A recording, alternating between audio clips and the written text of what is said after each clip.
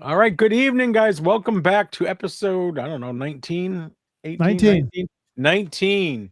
Um, so welcome in, guys. And we have as usual, we have a special guest from our whatnot world, and it is Josh Devolutionator. You guys all know Hey, him. thanks for Um, having me. Fuck! welcome in. That's right, fuck. Welcome in. Um, today we're going to be doing the top 5 REM songs, our essentials. Also, we're going to chat with Josh, and maybe we'll interrogate him with a few questions that we've been asking all our guests on the show.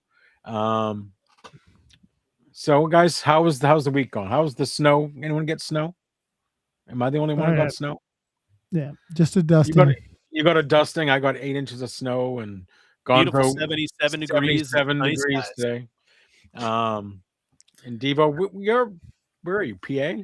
I'm very close to Scott. That's why I was able to go Oh, out you're and further over. Okay. help Echo and Retro. Yeah, I got out of West Virginia kind of just in time. I got home. I had lunch with my girlfriend and my daughter, and then it started snowing. And it really just that night that was the problem. And then like it got warm the next day, and it went over. So yeah, not that bad. No, I know some people got like loaded. I saw Bruce's pictures on Facebook. It looks like Yeah, they me got too. 3 feet or Rock. something. Yeah. Mask Man said he got 29 inches. Connecticut, like 3 feet of snow in Warwick, Rhode Island. It Yeah. was crazy. So, Wow. Wow. yeah, it was absolutely crazy. So, Josh, Yeah. tell us a little bit about yourself. Okay. Well, again, my name's Devolutionator on stream. One thing I like to tell people start out, my name has nothing to do with the band. um, I just when I was in high school, this was my gamer tag, and when I was signing up for this, I just went with it, and so it's funny. I go in streams all the time. People are like, "Hey, I got Devo stuff in here." I'm like, Yeah, I tagged great. you one day with the one I had. I like Devo. They're just, it's not where the name comes from. So during the day, I am an attorney. I do liability defense. Basically, that means that if you got into a car accident with somebody and you got sued, I would defend you. But I typically do it for companies and bigger businesses. And I'm a trial attorney for the most part, and but I love to do this. I love the engagement of records, and the community, especially on the Whatnot platform, is fantastic. I know all Mhm. three of these guys very, very well, and I'm very proud to say that before I started streaming, especially Sean and Jake, those were two guys, and also Echo, that I really watched before I started streaming, and I think I learned a lot from them. And in the case of Jake, how not to stream, but Sure. but no, I mean honestly, like it's been a fantastic experience. I really, really love the community, and I love being a part of people's streams. I like to come in and have some fun with people. And hey, what's going on, Jeremy? And I really, really have enjoyed the process. I got to go out and hang out with Echo this week, and we're going to do that again. And that was a great experience to help him with his show and to run my show from his house and to listen to his incredible system. We got to listen to the classic records, Zeppelin. But now Adam Grateful Dennis has that record at his house. I'm so jealous. Adam, I hope if you're watching this or you watch this, I hope when you play this, you let everybody know how much you like it, how good it sounds. Because oh my God, we've all heard that record so many times.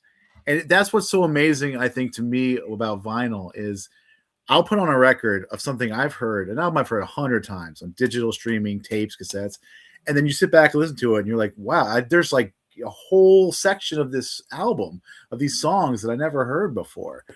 Especially for me, like as a guitarist and as a musician that's written his own songs for a long time, that's just so cool to hear like how other little things are happening.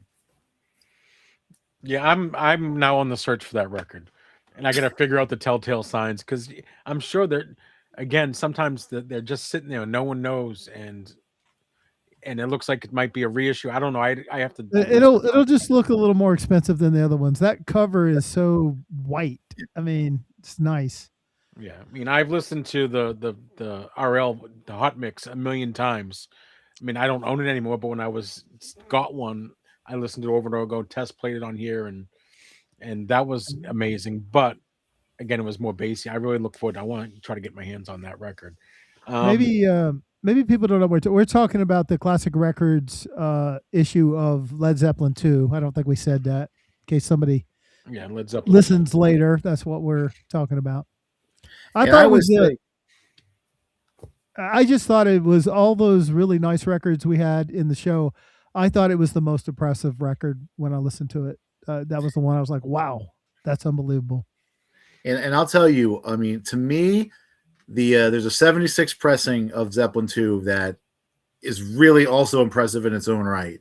Really, it has that booming bass, that powerful drums, and the real present guitars, and it's much more affordable than our LSS. And in fact, I think even Echo might even have another copy. I know he sold one on the stream, but it's that beautiful orange Obi right to the left with a nice poster inside. If you can find one, I always say just grab it because it's probably the second best version of it I've heard. Yeah, because I've heard that most of the 70s Led Zeppelin 2s didn't really get a good pressing. I mean, they rushed out the non-hot mix, and then it took like 8 years before there was something really on par with that.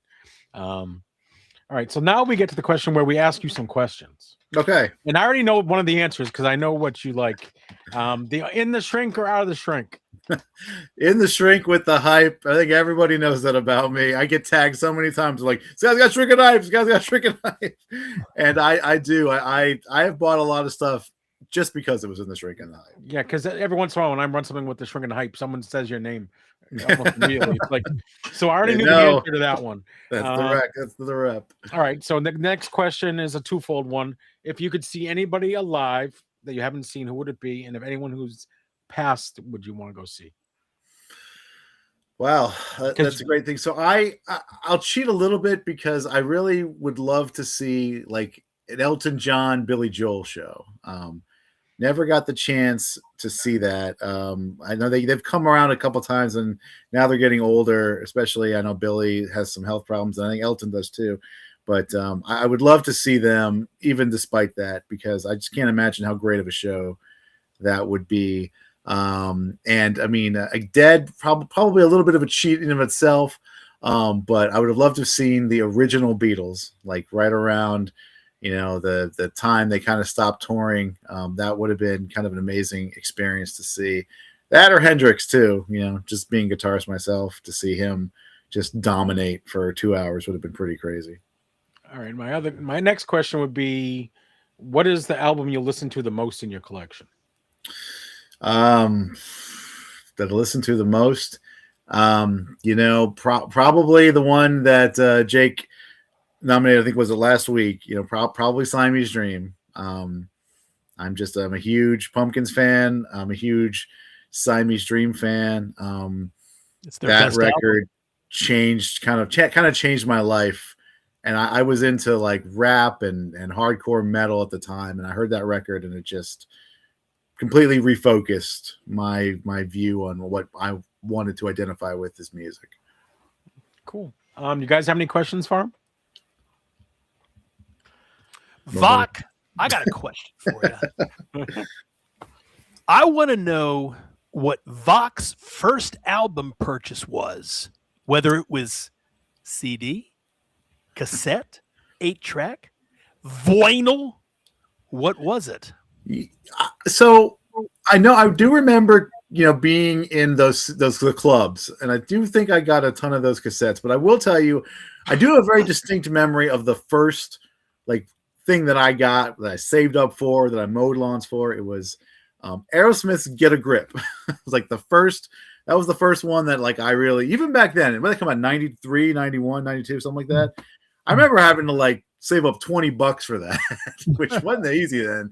But I think that was the first real strong memory I have of saving up the money, begging my mom to take me to the mall to go to I think it was either Sam Goodies or Waxy Maxie's, and going through the stacks, you finding it, taking it up. Remember that big plastic thing they had on them?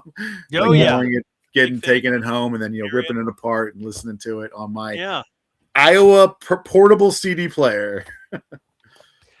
And then the other question to that would be, What album could you think of that you bought that you anticipated that you thought was absolute crap and you just tossed? Oh, there's been a lot. I will tell you recently, people aren't going to like this answer, but In Rainbows, I was telling people, I was saying like, listen, I was. That was me for Kid A, so I get it. Well, I love, I was just saying how much of a fan I was of like the Radiohead rock era, like when Radiohead played guitars. It's like that, the Pablo Honey, The Benz, OK Computer, and to some degree even Kid A. Like, I remember seeing these guys. I was so lucky to see them at the 930 Club in DC. I mean, for OK Computers, like Wow. the opening tour of that. I mean, imagine seeing Radiohead in a 750 person venue, like playing like OK Computer. So it was incredible. But like, I just dropped off when, Moonshade Pool and all this other stuff. I was like, I don't get it. And so someone was like, hey, you got to get In Rainbows. It's the return of Radiohead. It's the return of them with the guitars. And I just thought it was really forgettable. And I ended up putting it in my sale pile, and then other people must not have wanted it either because it didn't sell then either.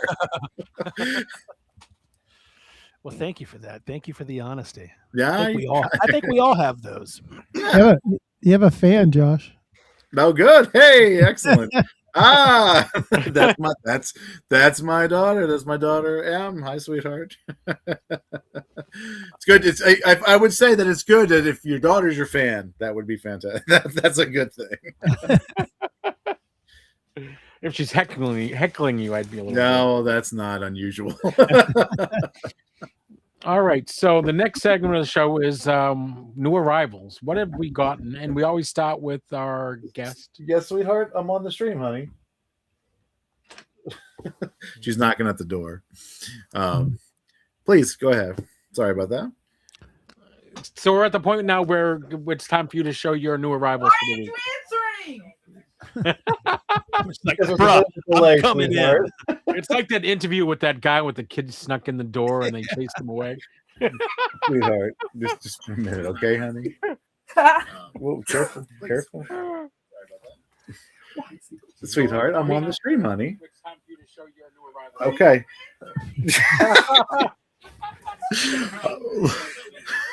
Bruh. Turn that down, honey. All right, so my new arrivals. I go one at a time, right? So here's we'll start with this one. Sweet, right?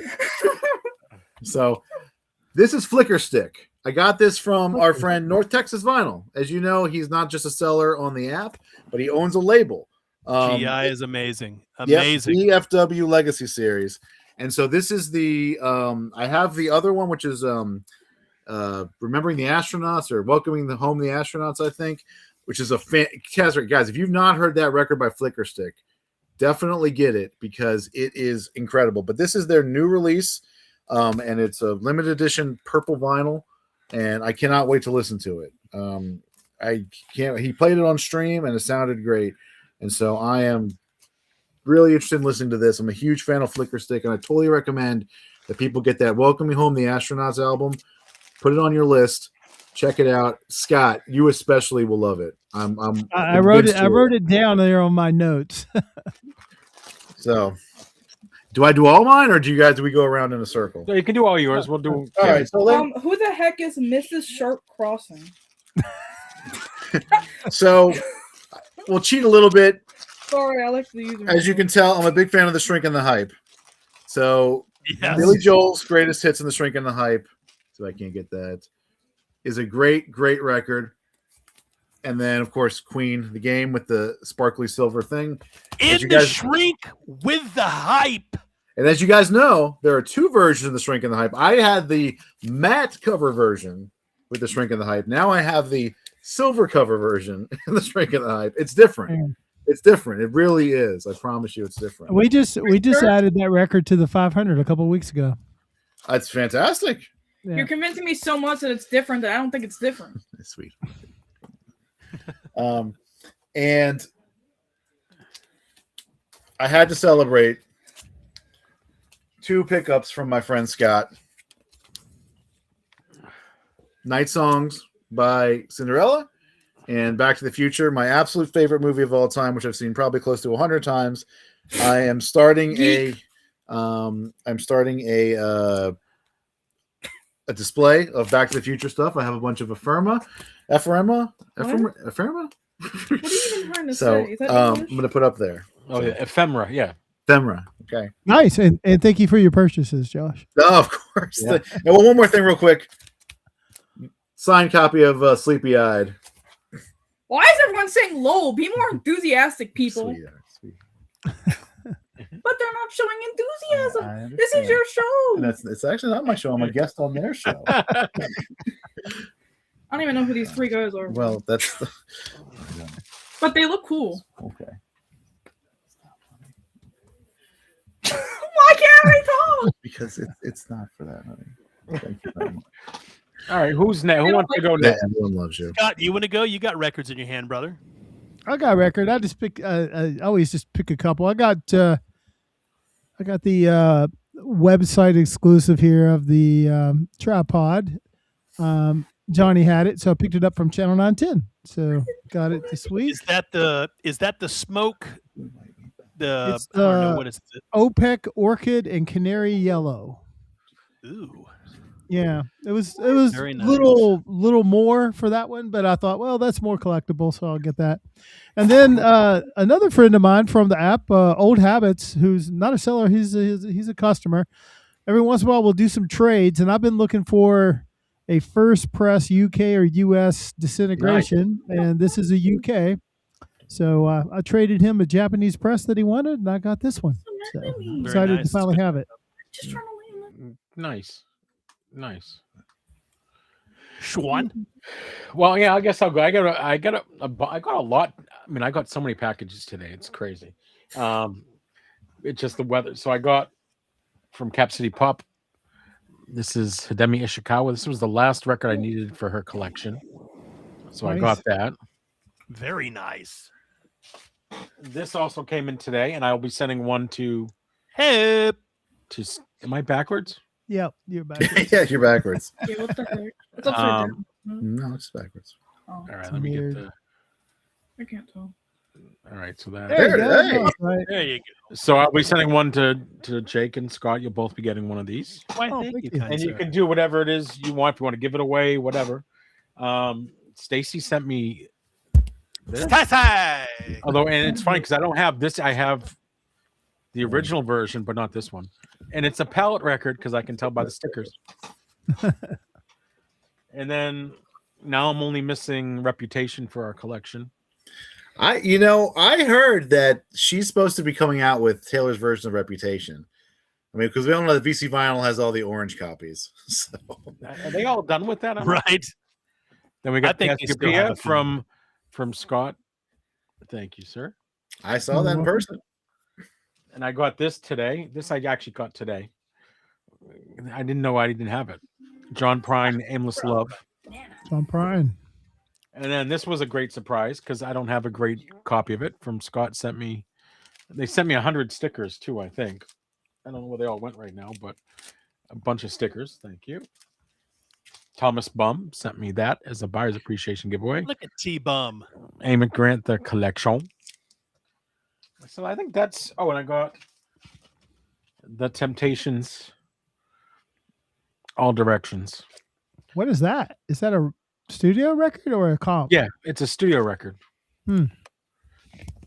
And who knows? Maybe you'll see it in the future. I don't know.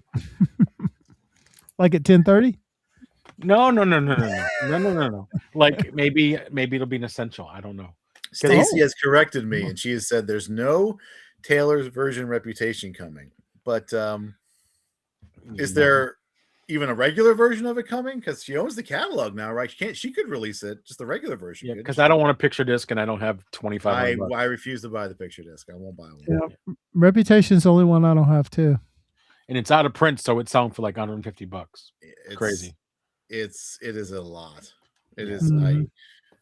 I've seen in those streams, and I know Bruce even had one, and they sell between $1,500 and $2,000 for those orange Urban Outfitter copies. Well, yeah, because when VC got them, they had two open ones, And he bought them for $750. which was the smart move. Yeah, because he probably got good money for him. Yeah.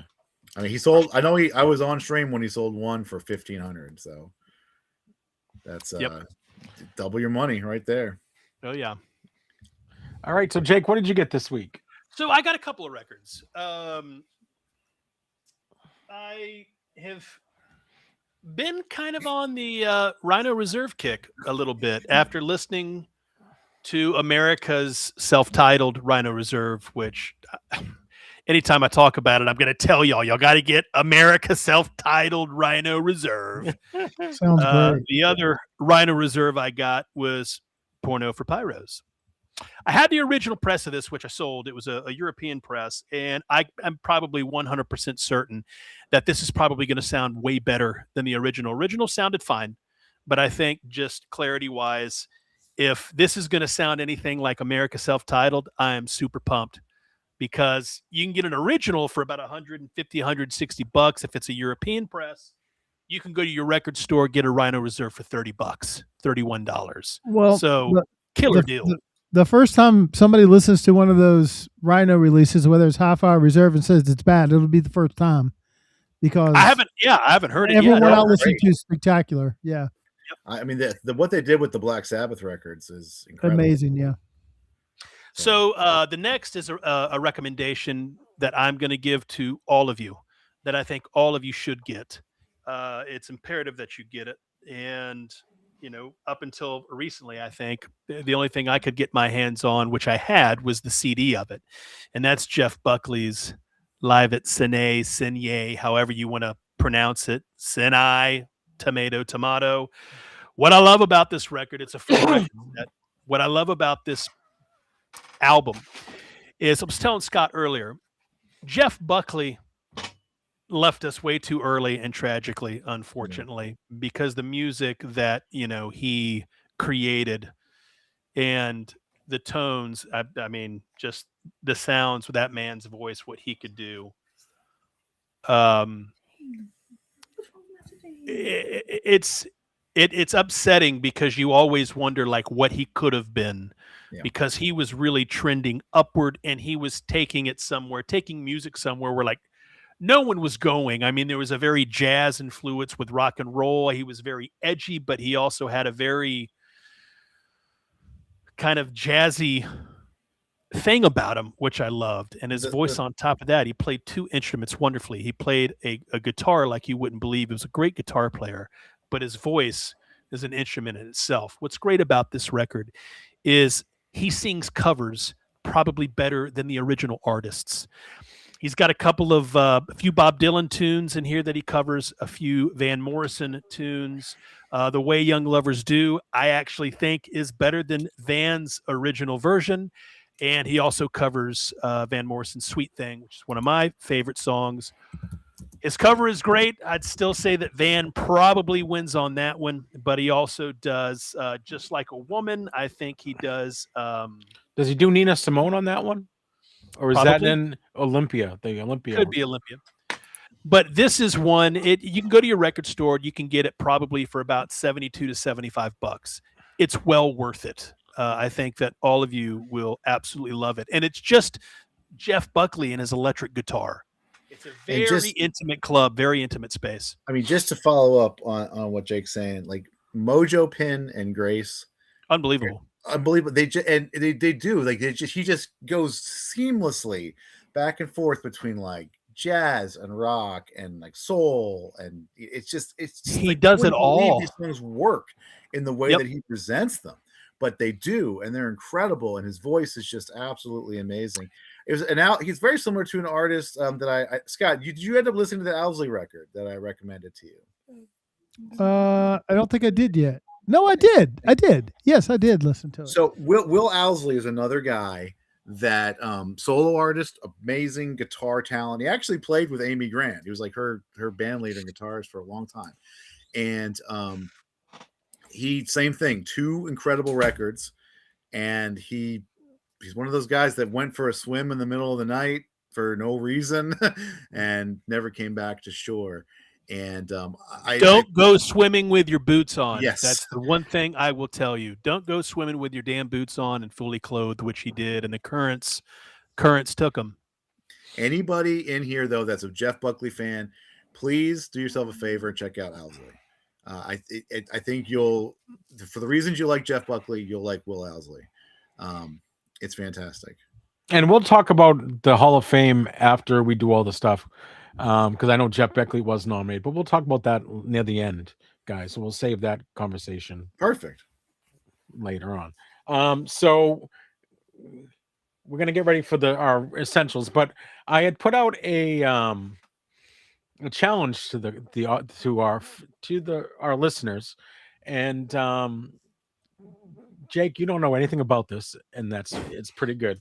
So the challenge out there was, and I had two people, Little Lucy, Angela, and John Darren Johnny from Johnny Channel 910. And the challenge was, hey, can you make up some covers for us? And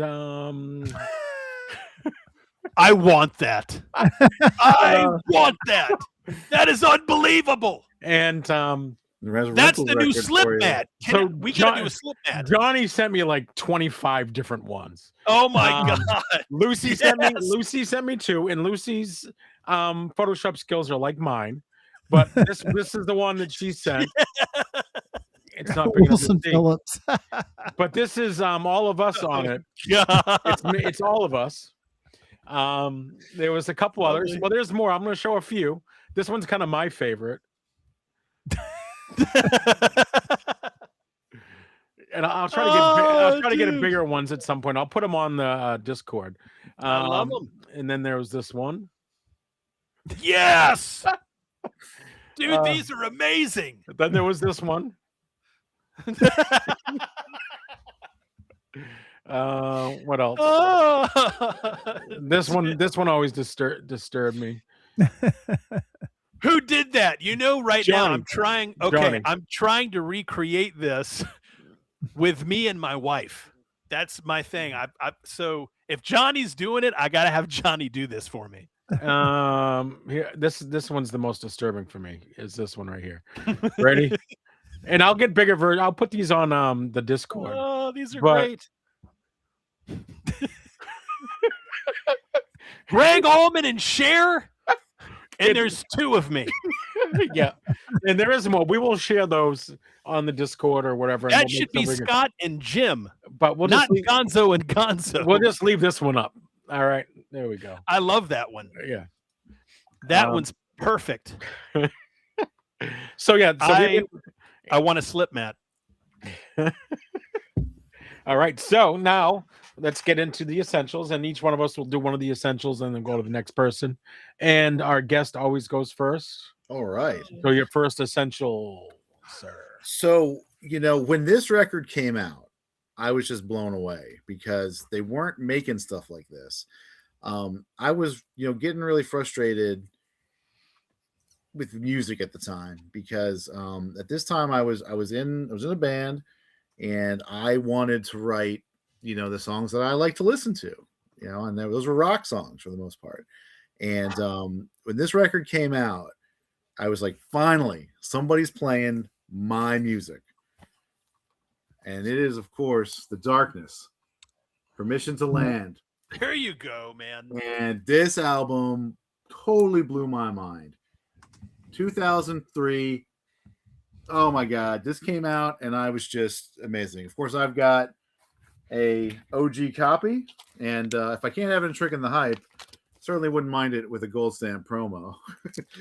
I got this from Corp Kid 1978. One of the sellers on the app. I saw him at a record show. He sold me that. And this is the recent reissue, which is on a very cool blue marbled vinyl. This one happens to just be sealed. But this record, to me, was just a revelation, because you got guys playing loud guitars and unabashedly uncool the way they looked with just, you had Justin's hair and their teeth and they just dressed crazy and they had a video that looked like it was straight out of the 1970s. You couldn't tell if it was made as like an outtake of Xanadu. Like it was just incredible. And and then when I saw them, again, the small clubs, having the 930 Club, and they just tore the roof. I saw them with Foxy Shazam of all bands. Like what a crazy combination of things. But that opening riff to I Believe in a Thing Called Love. I mean, how can that not put a smile on your face? By the end of that song, I think even people that only heard it for the first time are still jumping in and singing it. I Believe in a Thing Called Love. Yes, I want to hear that one more time. One more time, Vok. That just woke me up. That's that I have to say, first time, like you're exactly right. I remember hearing that song for the first time. I thought, oh, okay, here we go. And then you hear his voice. You're like, oh my gosh, he's way up there. Oh, he's same thing. And he's an amazing guitarist. And just the song craftsmanship. I mean, it's just not just that song. Growing on Me, Get Your Hands Off My Woman, which Ben Folds does an amazing cover of. If you haven't heard Ben Folds' version of Get Your Hands Off My Woman, check it out. But I mean, it's just song after song after song after song after song. Love Is Only a Feeling, Stuck in a Rut, Love on the Rocks with No Ice. Like it's just like song after song. It's just, and I was just so happy hearing that record because people weren't playing guitar like that at the time, and that I was always been like a Les Paul and a Marshall guy, and to see like that combination kind of back on MTV and people reacting to it. I mean, I was just I couldn't just so happy, and still to this day, if I do a road trip and you're putting together a song list for it, it's going to have I Believe in a Thing Called Love, because you're driving and it just helps get those juices flowing. If you're getting tired of it, just start belting out those songs. And I was so happy that I could get to nominate this one because I love the record. It's something that I feel like I could play every day and probably not get bored of it. Good pick, Josh. That is a good. When you said it in, I was like, oh, that's a good one. Hadn't really thought of that one, but that is a good record. And like you said, throwback. Like I had the same reaction you did. Like, oh, people still do this? Oh, thank God. Here we go. Yeah. I mean, at the time, I don't even know. I couldn't tell you, who the number one song was at the time. I can promise you it wasn't anything like this. So, I mean, it's just kind of, to me, this was kind of like everything I liked about music and everything I wanted to do for myself and to play. And, just loud guitars, no frills, no anything. I mean, but they're great musicians. Don't get me wrong. But this record, guys, I mean, seriously, if you don't have Permission to Land, and I'll tell you, the reissue remaster sounds fantastic. Get it, play it, love it, live it, and grow your hair out. And grow your hair out. All righty. Who wants to go next? I'll go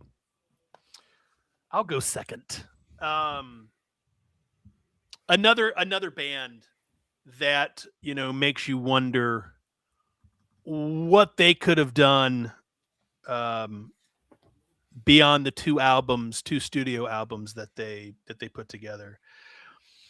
Different kind of band in the 90s, man. When they came out, it was a breath of fresh air because we were kind of in the midst of grunge, and this band comes in with just a very funky, bluesy kind of psychedelia feel to them.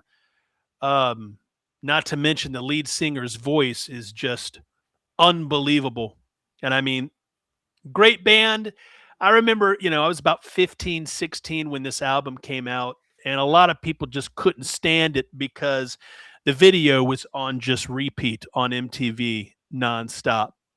But the album is unbelievable. My first choice tonight is the debut album of Blind Melon, self-titled, released September 22nd, 1992, with a runtime of 52 minutes and 30 seconds.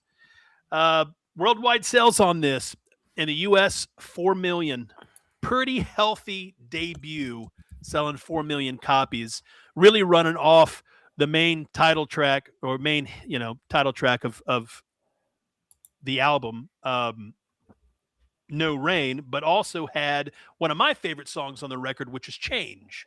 The whole album, start to finish, is unbelievable. But Change, probably like mine. I'd go into Soup, because Soup probably would also be a record that I would eventually bring on the Essential 500 as well, because it was more of an edgier sound, a little bit of a different record compared to Self-Titled. But it's got one of my favorite all-time songs, which is Vernie. We'll get back into that down the road. But this peaked at 39 on the Billboard Top 200. No Rain peaked at 20 on the Billboard Hot 100, number 1 on the Billboard Modern Rock Track chart.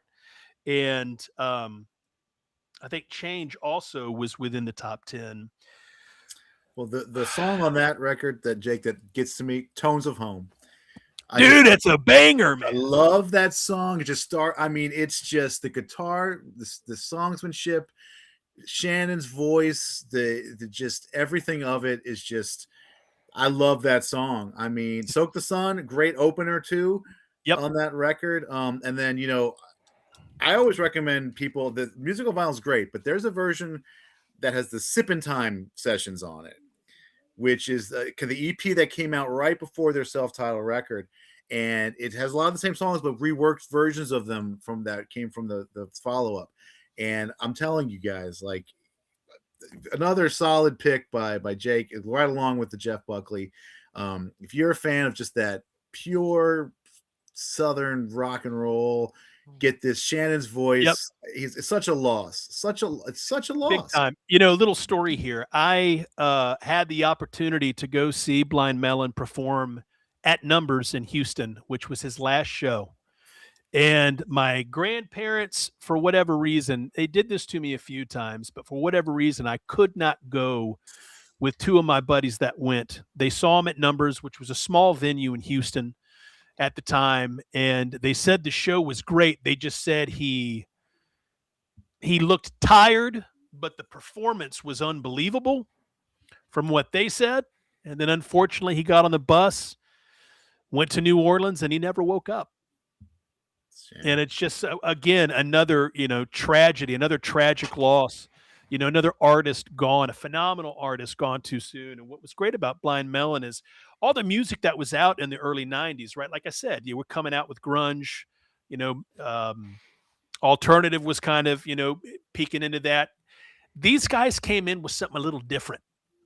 And that's what really caught my ear when they came out. It just made me feel like, man, I feel like we got a little bit of 70s kind of little funky rock, little jazz influence, kind of coming into this. This is a unique sound. And it's always been an album that is always on rotation. And it's a shame that we only have really two full studio albums in an EP, to go off of. I wish there was more. But Blind Melon, self-titled, my number one to start. Cool, thank you. I could see that cover becoming a Gonzo influenced cover. Could be, but I would also put this probably I would put this like with greatest album covers of all time. You can't mistake this when you see it. You know exactly who it is. I mean, minus Blind Melon all over it, but if you took that off, you would know exactly what this album is. Oh yeah. No question. Scott, what do you got for us this week? All right, since I knew Josh was gonna come on this week, and I said, okay, I gotta get a '90s band record in here tonight, in hopes that he would know the record. Maybe we didn't talk about it. I don't know whether he knows it or not. But so my record tonight is by the band I've seen the most times live, probably 20 concerts live. Went to their fan event. It's called the Hazelnut Hang, and that is What we're doing. Sister Hazel, Chasing Daylight. So I want to talk a little bit about why this record and not like something more familiar or Fortress. I actually think this is a better record. It's just what happened to a lot of those 90s, mid-90s bands when Napster came along, and the record industry really couldn't see supporting artists with studio time and all that. So they dropped a bunch of people. But practically everybody got dropped. Tonic got dropped. Third Eye Blind got dropped. Better Nezra got dropped. Crazy to me that happened. Yeah, all these bands. The weird thing I was thinking about, the group that didn't get dropped was Goo Goo Dolls. They are still on Warner Brothers to this day. And they were all in that same, but it kind of scared the companies off. So with Sister Hazel, they did not get dropped, but the record company, because of everything that was going on, they wanted them to wait to release this record, and they said, we don't want to. We want to release it. Will you let us out of our contract? And they did, and they released it independently. Still sold 125,000 copies independently. And honestly, in my opinion, this is their greatest record, and it's a shame that they didn't have any PR or marketing behind it. But I would say Sister Hazel is one of the smartest bands financially. They came up with, they were one of the first ones to do the whole rock boat. Well, rock boat cruise is Sister Hazel. They own that, and they would. Oh, really? Yeah, they coined it. They did it. Wow. Yeah, and they've been doing it for, like, I think we're on the 25th year or something of rock boat. They came up with this hang thing that they do where you can buy a ticket and go hang out with them for 3 days. Like, we played volleyball with them, like, and there was like 5 concerts during the 3 days. It was amazing. Ate dinner with them, just talked to them. And they were brilliant that way. They said, we don't need 2 million fans. We just need 50,000 that are really dedicated. So keep making good music and do those things. This record was where you might have heard some of the songs because it got some radio play. Your Mistake, Come Around. Those were radio songs. But to this day, they still play half of these songs on this record. They play live. It has a concert favorite on it called Swan Dive. The record is okay, but in concert, it's an amazing song. It's like the difference between Jenny Was a Friend of Mine live and on the Killers record. Live, it is a very special song. Let's not forget about the Richard Marx collaboration. Yes, a very good point. It was either Come Around or Your Mistake. I think it's Your Mistake. That is a co-write, Ken Block, the lead singer, and Richard Marx. There was a co-write with Stan Lynch on this from the Heartbreakers.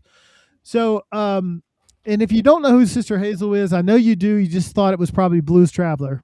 The song All for You.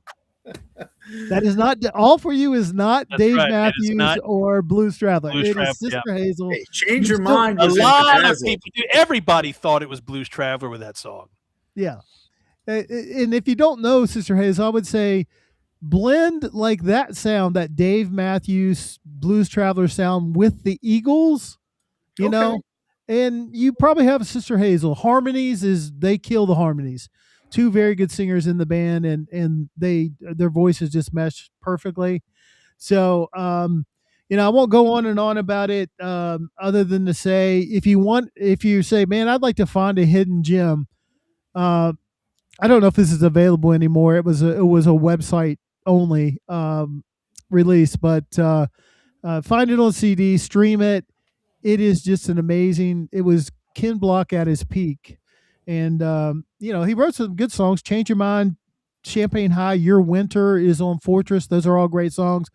But I'm telling you, this is their best record, and it's not really close. So, and I'll tell you, when we were hanging out at the record show that I first met Scott in person at, and we were just talking about bands, we both said this album, but this band and this album, it was kind of crazy that, because it's one of those records that was later on in their career. It came after Fortress, which probably, besides their first, was their biggest record.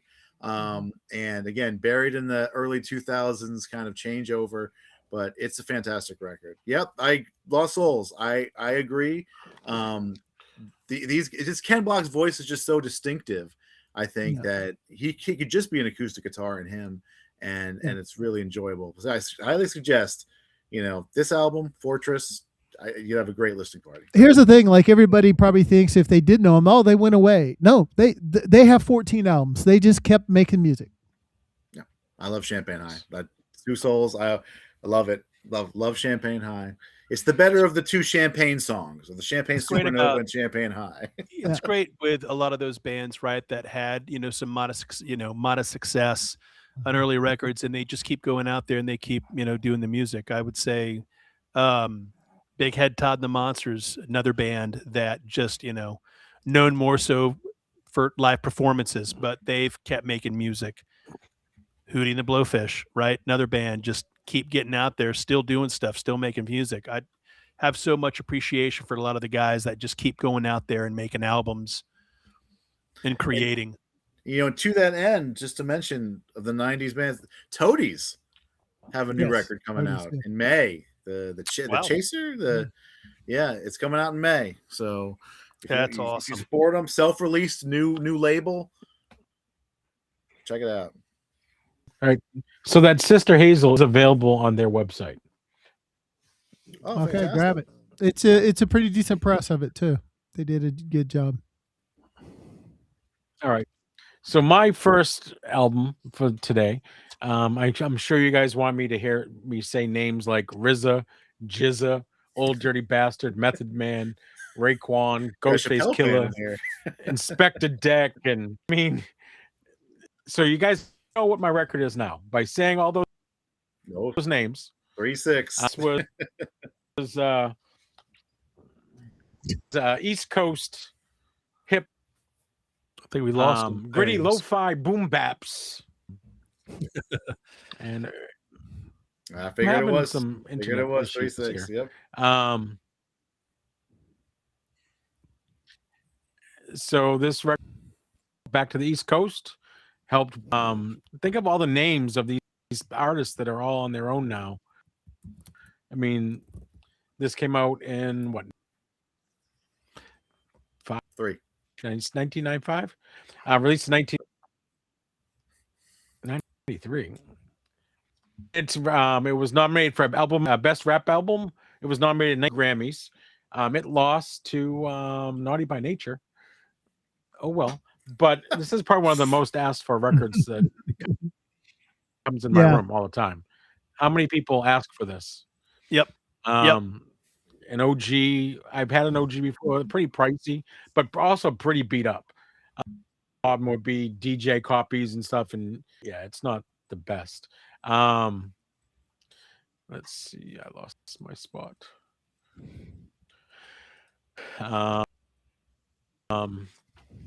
Do you know what really impresses me about that album, Sean? What's that? Okay, I didn't know you were. So, in the 90s, especially with rap and especially with bands like Naughty by Nature, there was such a slick production for all those records at the time. And 36 Chambers is not like that at all. It is that raw kind of underground sound. Like you think about like that record, the best scene you can personify that sound of this record is like that scene in 8 Mile where like he's battling in that tiny club and like just with a mic, like it's almost like lo-fi, the production of the record. And it's really a contrast to a lot of the rap and R&B that was coming out in the early 90s, which is very slick, very like large production sound, stuff like Dre and everybody else. But that record is so raw and intense that it really takes you by surprise. You know what's funny too is it's in the Library of Congress as one of the historic preservations. And you think about the lyrics, the words. It just definitely deserves to be, but you think about the lyrics in it, you're like, what? But yeah, it was number 41 on the Billboard charts. I think I closed my screen. It's almost a full up, basically a full hour. Didn't win a Grammy, but it was Naughty by Nature. What can you say? But I got to say Jizza, Method Man, Old Dirty Bastard, Ghostface Killer, which is crazy to me because one of these days I'm going to do a recital of the lyrics in my show. Yeah, 36 Chambers is far better than Naughty by Nature. It's a shame they got snubbed. Well, at least it wasn't as bad as Metallica and Jethro Tull. That's true. So I guess my video was stuttering, and I've had some issues with on whatnot too. So I'm gonna go back over to Josh. I don't think I really can Oh, fix anything now in the middle of the show, but Josh, we'll have you go up so next with you was. this my next record, and unfortunately, so the people that don't like the '90s, this actually came out in 1989. So That's better. might as well be classic rock at this point. But so this is a band that, and I know my beautiful girlfriend, who I love very much, is watching, but I will just tell her this was a band that I got into with the girl I was dating at the time, and so she really got, it was her favorite band, and she really got me into them, and they were very different than what I was listening to at the time. I got into them kind of later, like late '90s. And you know, not a lot of bands were, I mean, they were influenced, this band influenced a lot of bands, but at the time I don't think they were really influencing any of the bands at that present time. Maybe somebody like the Smashing Pumpkins, somebody like that, but the reality is their sound has really become, I think, the linchpin of a lot of bands. The Killers, for one. Any type of band that has married the sort of synth, bass, guitar, rock, kind of taken, I think, what Depeche Mode, one of their contemporary, was doing, but kind of taken it to the next step. A record that is full of amazing, amazing songs, and that I have absolutely in love with. The relationship ended with the girl, but not with the band. This is Cure's Disintegration. And of course, that's an OG with the shrink in the height. Of course. Nice. Nice. As well as, I had to beat Scott. Scott has a UK, but doesn't have the hype. So, No hype, no shrink. I have a UK, no hype, no shrink either. there you go. But this I will thank, I don't know if he's watching, but I will thank a very good friend of many people on this stream, Dig It Up Records. Found this for me in Austin, called me, and he made it mine, and I appreciate that. But this record is really unbelievable for a lot of reasons. I mean, when Plain Song kind of comes on, like it just like it jumps you right in. Like a lot of albums kind of have this, they ease you in a little bit. It's like, all right, we'll do a little something. Cure records especially are known for having, it's kind of a soft song, but Plain Song just opens. It just right away, you're in it. You're listening to the record. Yes, that's right. So you should message me. We'll have a great conversation about how much Billy Corgan loves himself. But Pictures of You has become an absolute staple. Love Song. Look how the artists that have done with Love Song. 311's Love Song is an amazing verse. Prayers for Rain, but above all, I don't collect a lot of 12 inches, but one 12-inch I have, and that I absolutely love, Fascination Street. God, do I love that song. That song is just a total banger from like The Cure. The Same Deep Water as You, 9-minute song, just, oh God, I love the production of this record. I love Robert Smith's lyrics. I love the emotion of both the performances and the vocals and the band itself. I mean, when you think about an atmospheric record, when you think about something that you can just put on and just kind of lose yourself in and be awash in it, Disintegration. I absolutely love it. And Adam, I understand what you're saying, my friend. I actually I listened to that record today, and I was like trying to get the feeling, because the album, regardless of the tempo of the songs, it has a feel, and I'm like, there's something like vulnerable about this, but dangerous too. I don't know. There's something. I think it's just it's the way the guitar sounds, on it. It's just, it's not dark. I mean, I wouldn't say it's a dark record, but it is kind of, it's brooding. Brooding, yeah, for it's sure. brooding. Yes. I just think it's like vulnerably dangerous. That's the only thing I could come up with. What I really like about it is sort of the atmospheric nature of it. And a lot of times in bands like The Cure, everybody's trying to compete for something. Like The Killers, I love The Killers. Don't get me wrong. I love The Killers. Hot Fuss and Sam's Town are two of my favorite records of all time. I love Day and Age too. But everything's competing for itself in a Killers record. Like the synth is competing with the guitar, with the drums, the bass, with Brandon Flowers. I just feel like with Disintegration, everything has its purpose. Like there's guitar, but it's not all over it. And then there's the bass. Like even in Fascination Street, when it needs to, the bass drops out of it. But like Love Song too, like the guitar is just what it needs to be in that song. And Robert Smith's vocal performance, he lets the song kind of dictate when he sings in it. And I mean, for some, he picks his moments, man. Like it just the way he kind of chooses it. There's a lot of air, right? yes. Kind of picks those moments when to get in. So it's, I feel you. Yeah, and so I mean that I was, very happy to hear. I know a lot of people would I think would agree with me that, along with Pornography, it's probably their best record. I love Wish. I love Wish as well. But to me, I mean, Two Lost Souls. Two Lost Souls said the killers don't know what they want to be and it gets jumbled. I mean, I think that's correct. I mean, there's just a lot. It's all kind of here. Like I think The Cure, it's in different places. Like it's just well placed, and I think that's why a lot of people they consult. And Robert Smith's produced a lot of records, and I think of one of the reasons for that is because I think he has a great idea of where things need to sit in the soundscape. Yeah. So I mean, only 10 songs, although I will tell you the last 2 songs by themselves are 20 minutes long. So that's what's crazy about this record. I will even say the fact that this is a 1 album record is kind of crazy. And I remember when I first bought it thinking, oh my gosh, like, I don't know how they're going to jam 60 minutes of music on this, but they did a really good job. It's a DMM press. And it sounds fantastic, but the reissue is also very good too. So I'm very happy to add this to the list and appreciate the opportunity. The second Cure record on the list now. What's the first one?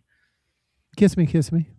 I can't argue with that either. That's beautiful. That's a great record. And the reissues on that are kind of hard to get. It's hit or miss. They go out of print, they're in print, so they're like $35, and then when they're out of print, they're right now they're at $50. Yeah. To get a reissue. And Disintegration is always the one I think that goes out first.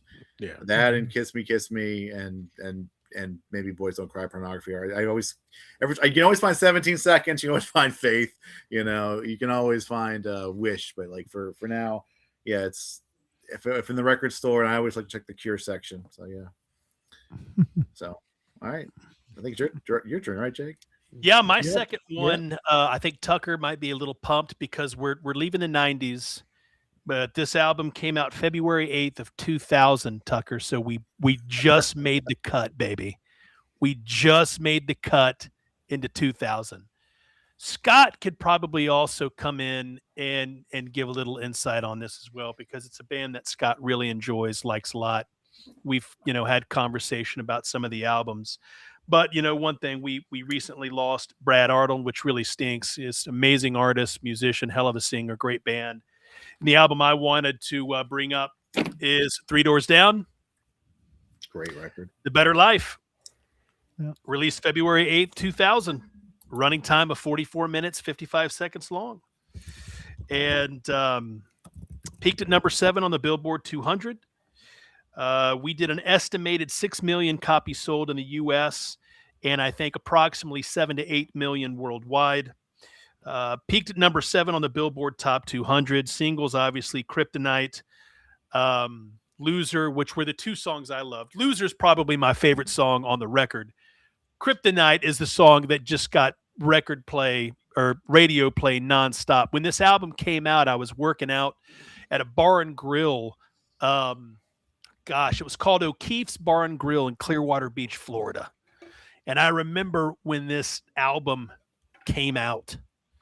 I remember the night it came out, and I remember the first thought, I was like, man, this has got just kind of a bar band feel to it, because, Southern bands just got that Southern rock feel to it.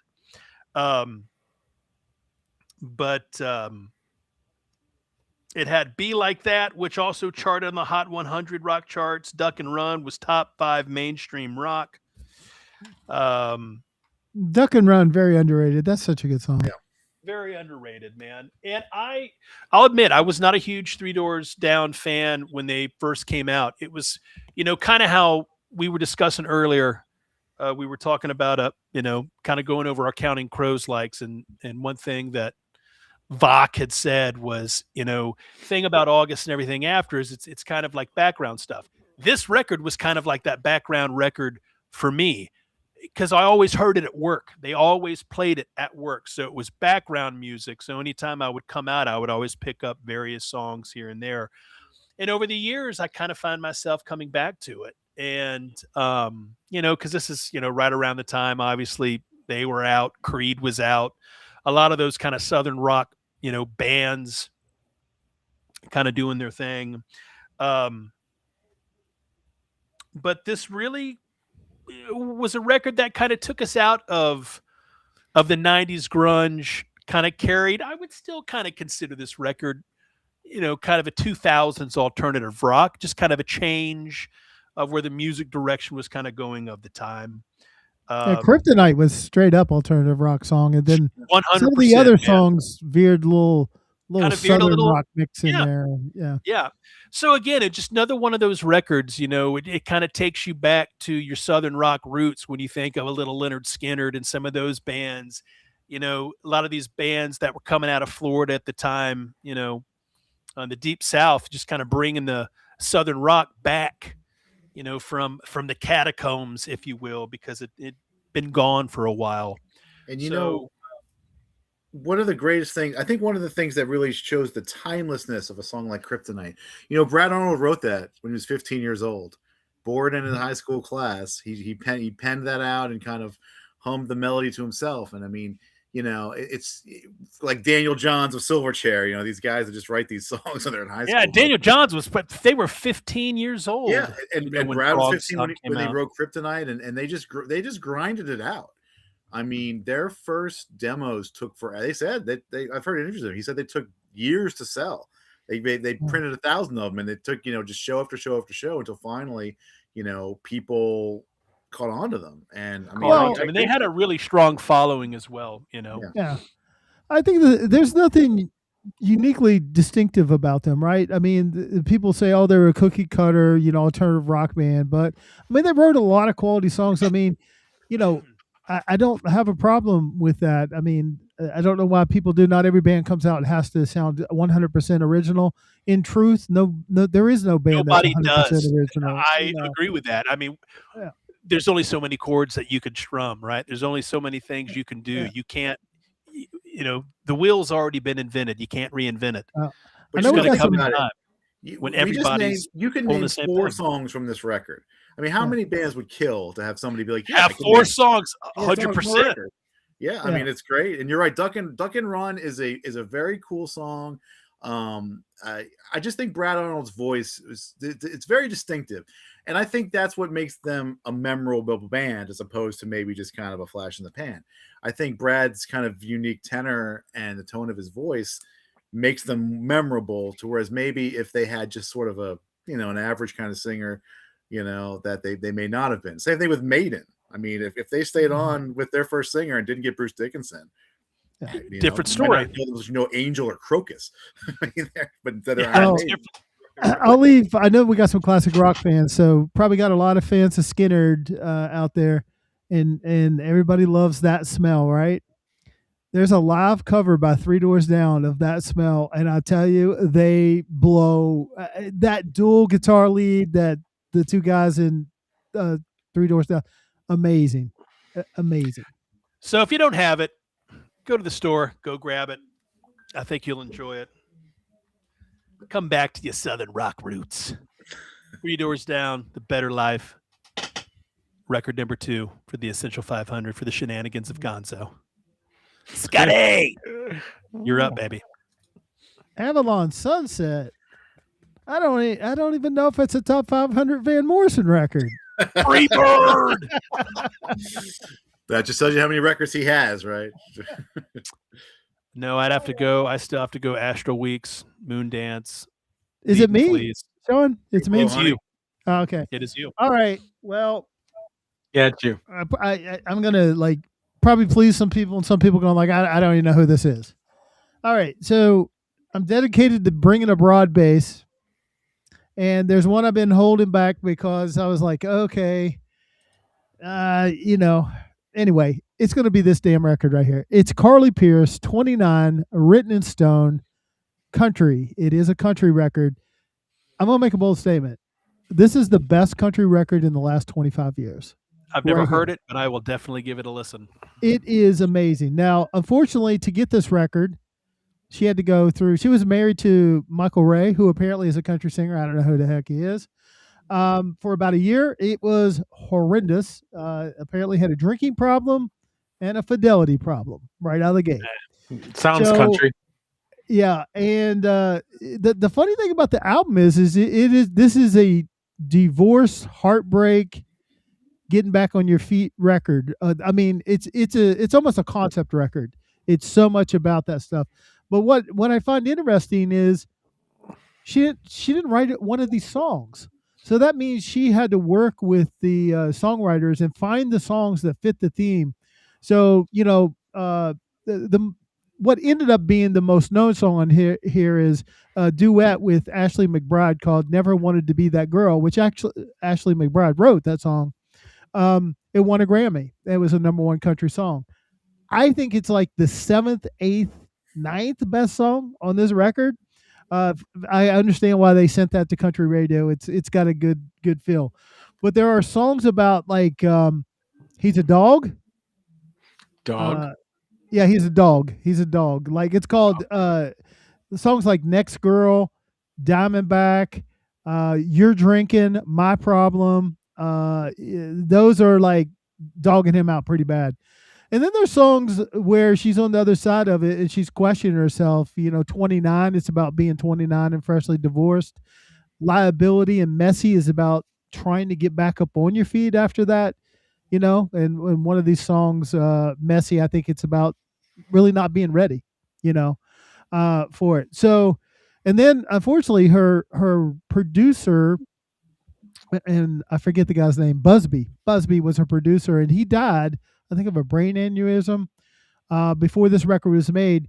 So if you want one of the saddest, maybe hopeful songs, Show Me Around is about it's about him moving on, but I'm sure you can't wait to tell me about all the great places to eat you found. And it's beautiful.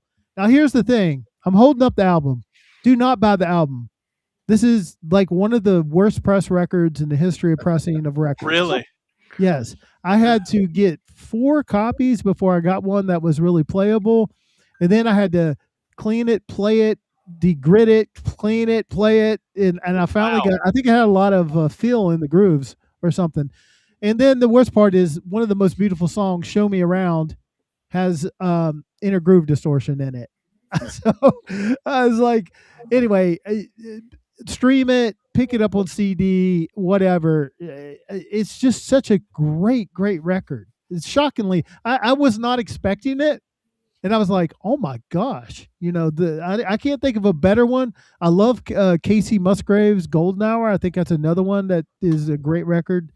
But anyway, so this was 2021. So I added another one in the past 10 years, and I counted up today.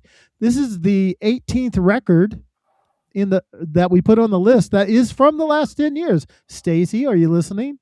18th record. How many were hers though? I have 10 of them. Be why was it VC so long? I think I guess we have to buy 10 or 12 of them to get one right. Yeah. Yes. Yeah. So anyway, I had 10 of them. So I was just fact checking myself. I felt like I was bringing some new music. Did you really have 10, Scott? Yeah, I had 10 of them. I had more than half of the records from the past 10 years on the record. Wow. All right. One. So I guess I'm up next. So my record, the way I'm going to introduce this is it's got no awards, no number 1s, no number 10s, no number 20s. But this record comes from an artist that I think we often overlook. He's an amazing guitarist, blues rock, folk rock, and that person is Rory Gallagher. This is Rory Gallagher's second album, Deuce. This is the 50th anniversary. Never We lose him. But You're here. We you guys got you. keep losing. Okay. Ever since the power went out, everything is off here. So very, very big in the UK, Ireland, more known for his live performances. Most of the fans seek the live performances he has out there. But he's definitely one of the most influential guitarists among European rock audiences.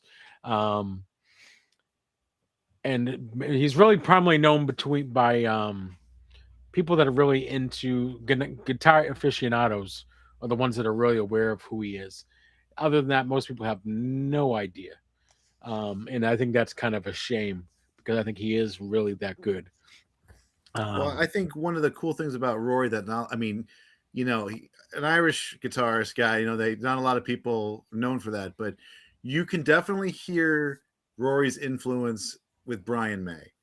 A lot of Queen's guitar playing, a lot of the stuff that he wrote. If you listen to a Rory Gallagher record, you'll hear similarities. You'll hear where the influences came from. And if you're into like new guys like Joe Bonamassa, like same kind of thing. Like you can hear the influences come through. And I think I've even read stuff where Joe's talked about how much he likes Rory.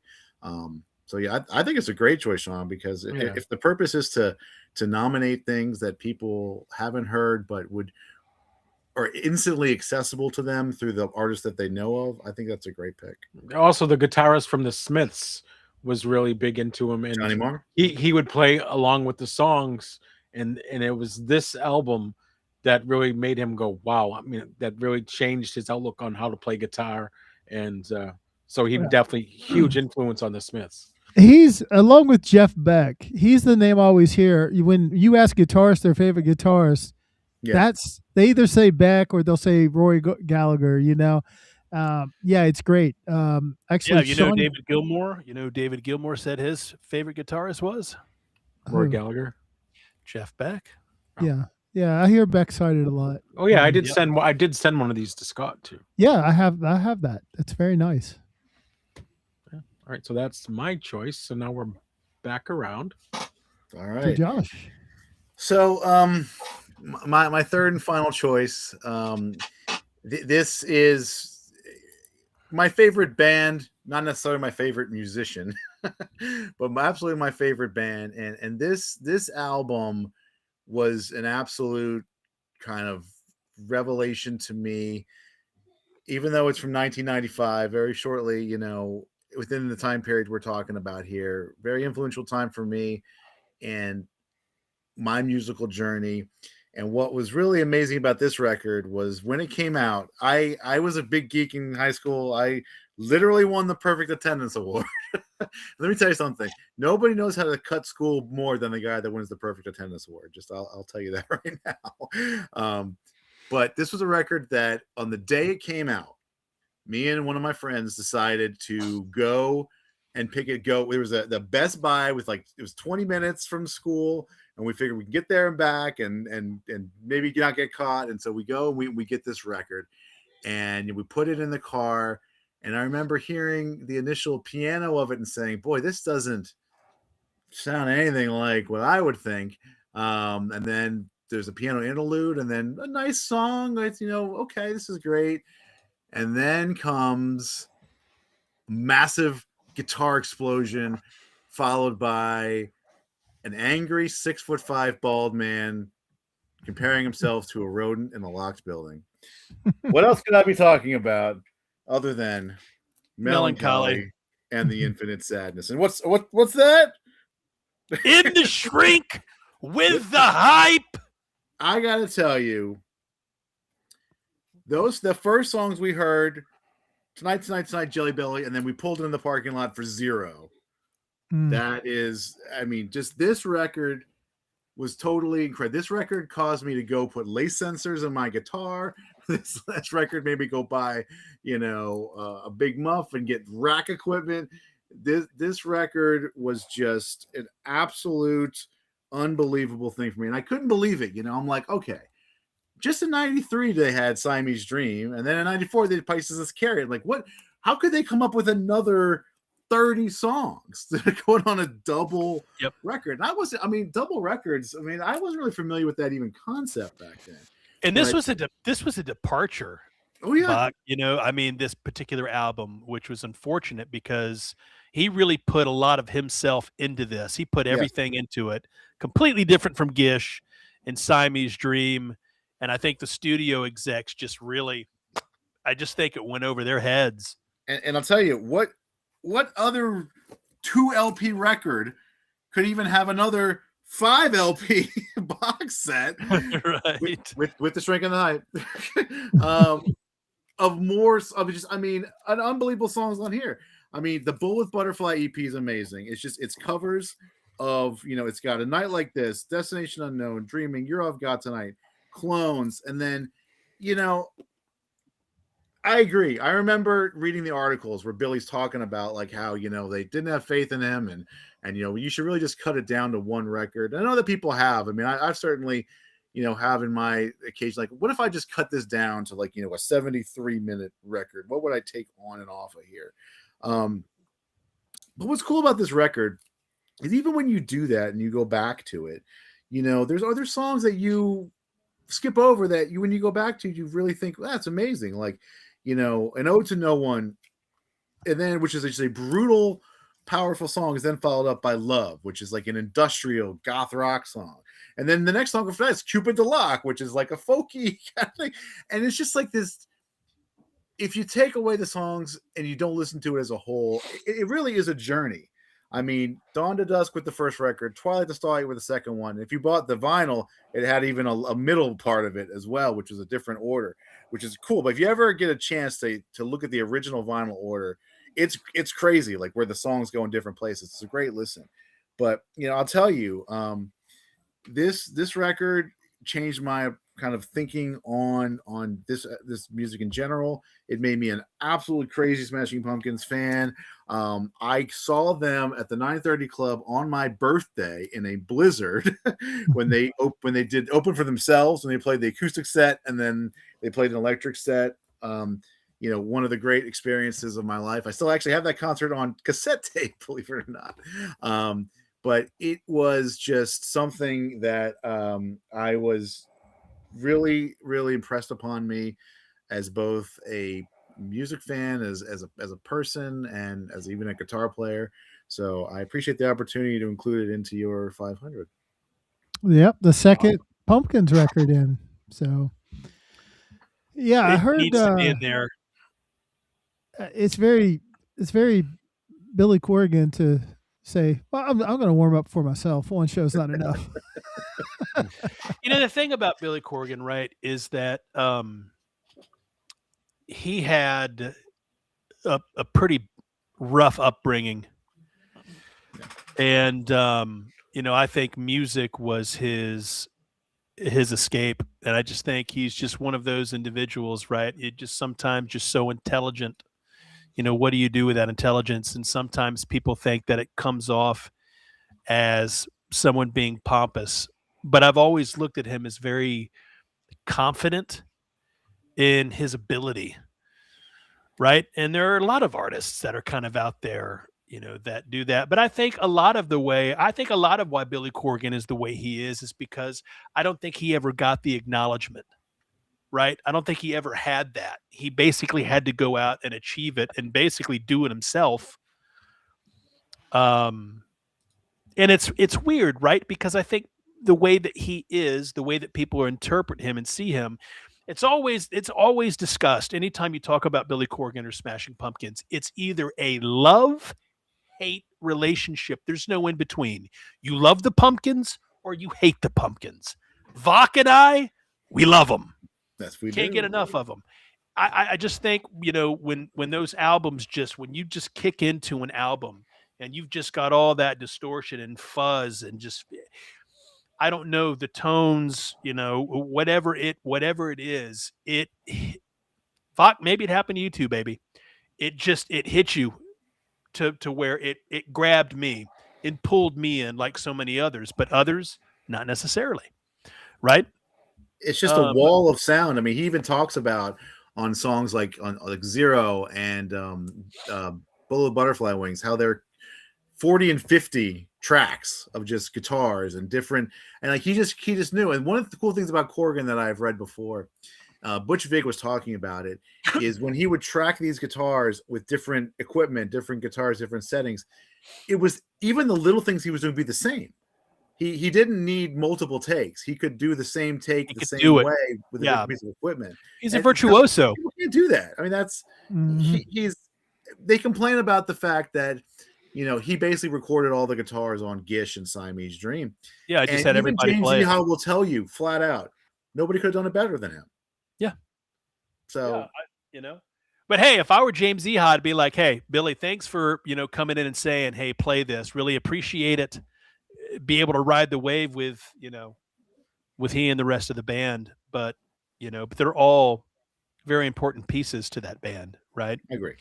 Even though he is the brains, even though Billy is the brains and the genius, right? But you got one hell of a drummer there too. Yeah. Right. So going into my last record, very passionate about this particular artist and the band that he was a part of.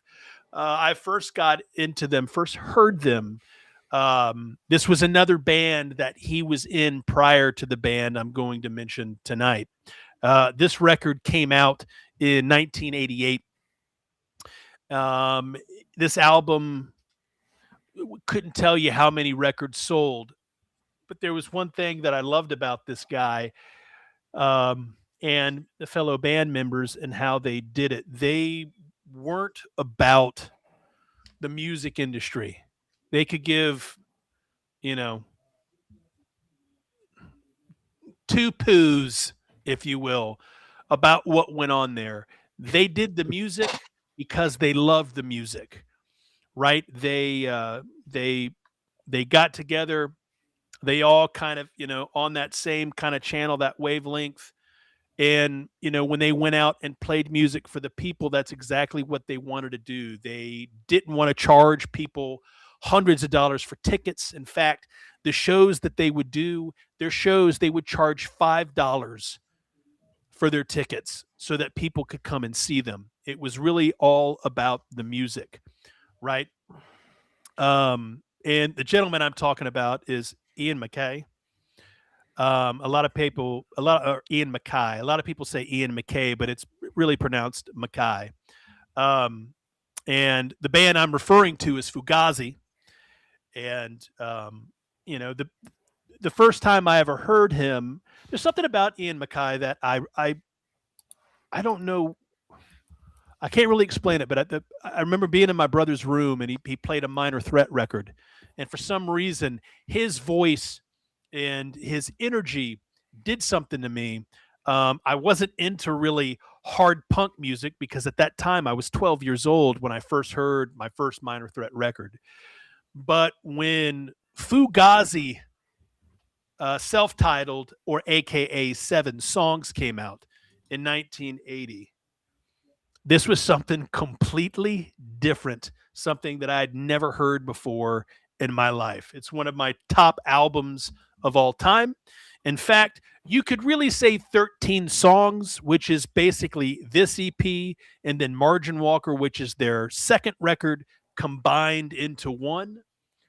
But this has one of their biggest hits, Waiting Room. It's got Bulldog Front, Badmouth, Burning, Give Me the Cure, Suggestion, Glue Man. Every song on this record is unbelievable. They did this on their own label, right? They basically did everything themselves. There was an interview that Ian was talking about when they were first going out and putting their records. They had no earthly idea what the hell they were doing. They just figured, we got to get something on record. Where do we go? Someone said, hey, there's a record guy here. They called that guy, said, hey, buy X amount of records. We'll send it to you. So they would send them those records, and they basically hand glued with rubber cement, out of all things, like 10,000 albums, So they were kind of like a band for the people. And Ian MacKaye, his whole thing was, when they got together, he's very good friends with Henry Rollins. In fact, we went to school with him. When they grew up in the Washington, D.C. area, punk was non-existent in D.C., like nowhere. And everybody was just saying, hey, if you want to be in punk, you got to go to New York. And Ian was like, well, why do I have to go to New York to go and play music? I live in Washington, D.C. I'm going to play music in Washington, D.C. So there's going to be punk music in Washington, D.C. And that's exactly what he did. So I have mad props for he and Guy Peixoto and the other band members for doing the thing that they did, because they basically brought, and he always said it wasn't a movement. Like people talk about straight edge, which was a term that Ian coined, but it wasn't a movement, right? He never intended that to be a movement. He actually wrote a song called Straight Edge. And he's very, very big. He never did drugs. He did not drink. He did not smoke cigarettes. He had a lot of loss in his life, friends that he went to school with that did all that and saw a lot of bad stuff. And basically was like, I'm not going that route. And you never really heard much of them on magazines, because any magazines that had advertisements on alcohol or cigarettes, they would say, nope, we're not doing an interview. So they just like, they went, above and beyond and stuck to their guns. And that's just, a respect that like I have for no other band than these guys, because no one else did it the way they did. And even though they're considered, kind of like a hardcore punk in a sense, guys, in my opinion, you can agree with me or not, this album came out in 1988. This came out before Bleach. This came out before Nevermind.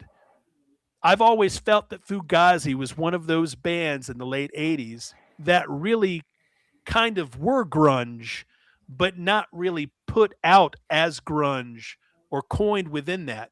But you can hear the influence from this album in some of the Nirvana records. And you know where that comes from? There's a certain drummer who lived in Northern Virginia at the time that Fugazi was breaking out, by the name of Dave Grohl, who was very much influenced by Fugazi, brought that and shared those records with Kurt Cobain. Kurt Cobain has talked before about, and he was friends with the guys in Fugazi, about what kind of influence they were to him. Eddie Vedder's talked about seeing Fugazi live. Huge John influence. Frusciante has talked about time. listening to Fugazi while writing Californication. You got Refused, Cursive, Thursday, Thrice. I mean, those bands. Jimmy Eat World is another band that you can trace their lineage back to Fugazi. If you, and that's what's Lean wonderful Americans, about it, right? a Fugazi record. It's like if you've never heard of Fugazi, I would say you can get 7 songs. You can get Margin Walker, or get 13 songs, which is basically those 2 albums pretty much blended into one, which I would recommend. It's a hell of a listen. If you even watch live footage of these guys playing, the energy that Guy Peixoto has on stage when he's not playing guitar, he is all over the damn place. And they never really played huge venues. They would play high schools. They wouldn't play bars because it weren't going to go anywhere that served alcohol. Man, they just did it the right way. And they didn't give a damn about, the dollar. I mean, yeah, they made money, but they're a band that, just imagine if they would have sold out, where they could have gone. But I think just like you said, Josh, Jake. Yep. So many people. So many people have so much respect for them because the way they did it, right? And they were never big on promoting albums. They just didn't do any of that. The records they came out, and they probably would do like a quick announcement, and there you go. Great pick. So that is my last album.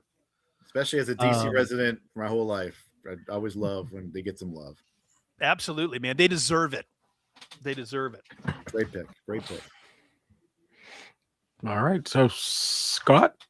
Okay, well, we're going to back up a little bit. I think we've been stuck, 89 and above? 88. 88 and above? All right, we're going back to 84. So I always make sure we get some of these classic rock records in here. And I was just kind of looking at the list today, and I said, here, yeah, that's like at least the 6th best record in 1984. So before you go on, Why couldn't we do a 3 Men on the Record shot of this? Trilogy. Okay. Um, Go ahead, So- Scott. Sorry. So in 1984, I got to tell a little story. I won't build the suspense. It's the Pretenders learning to crawl. I was a huge fan of the Pretenders debut, like Brass and Pocket. What a song! Launched them. They were everywhere with that song. Then they got to album number 2. Lacked a little creativity, a little bit of energy. Lost 2 members of the band to overdose. So Pretenders rock bottom. Like it wasn't looking good. Record company wasn't really happy with everything that's happened with the second record. And then they come out with the third record. And what I love about this, when you know that, what I love about this record, they knew exactly which song to put first. Middle of the road. The ba ba. Yeah, I mean, immediately the album is jumping to life, which that's what the Pretenders needed. They didn't have any kind of song like that on 2. And it's just chock full of great songs. Back on the Chain Gang was a big hit. Middle of the Road was a big hit. My City Was Gone. What a great. There it is. I was waiting for you to say that. Yeah, what a great song. And all the album cuts are very listenable. When I listened to it again today, I was like, this is a really solid record, because I was going back and forth between this and Get Close, and I said, no, it's got to be Learning to Crawl, because just what they were coming out of, sometimes out of crisis, people do something terrific, and the Pretenders, 1984, Learning to Crawl, went on to sell like 3 million worldwide. People still buy this record today, and for good reason. It's a great record. I think it is their best record. And I what's great about the record to me is exactly what you said before. Great, solid debut, and then just a second album that just kind of lost their way. You could say Pretenders 2 was the Pinkerton of the Pretenders catalog, or the Fairweather Johnson, if you will. Exactly. But it's I think it's relevant of that. Like, I think the songs really are focused on, hey, we understand that the last record didn't really work, and so we're going to come out, we're going to write songs that really discuss kind of our own rebirth, and the songs are different. Back in the Chain Gang is nothing like kind of came before, but it's still demonstrably Pretenders. Middle of the Road, another great song. 2,000 Miles, a great song. My City Was Gone. It's just, when you listen to it, you can kind of feel what Chrissy's talking about. Like, I think everybody has felt what she felt in that song, that you experience life in one place, you then experience life in another, then you return and you're like, boy, what is this place? Like, who hasn't gone home and been like, boy, like, because where I grew up, we had basically nothing. And then I went back 20 years later and it's a completely different place. And you're almost like, this isn't me anymore. And it does drive me crazy that My City Is Gone is not on the singles record. Like, I wish, it's like there's one song. And I think if I remember correctly, Scott told me that in his version of singles, he has the 7-inch of My City Was Gone plugged in the front of it. So he has the complete version of that record. So he added the single to it to make it there. Exactly. Yeah, I mean, well, it's such a great song. I mean, I think it's a very underrated song. Like, even when I first got the record, I thought, man, that My City Is Gone. It's a powerful driving song, but it also has a message I think everybody that can resonate. If you've went off to college or you went off to the military and you come back, when you come back, it's not the same. Well, thank you, Thomas.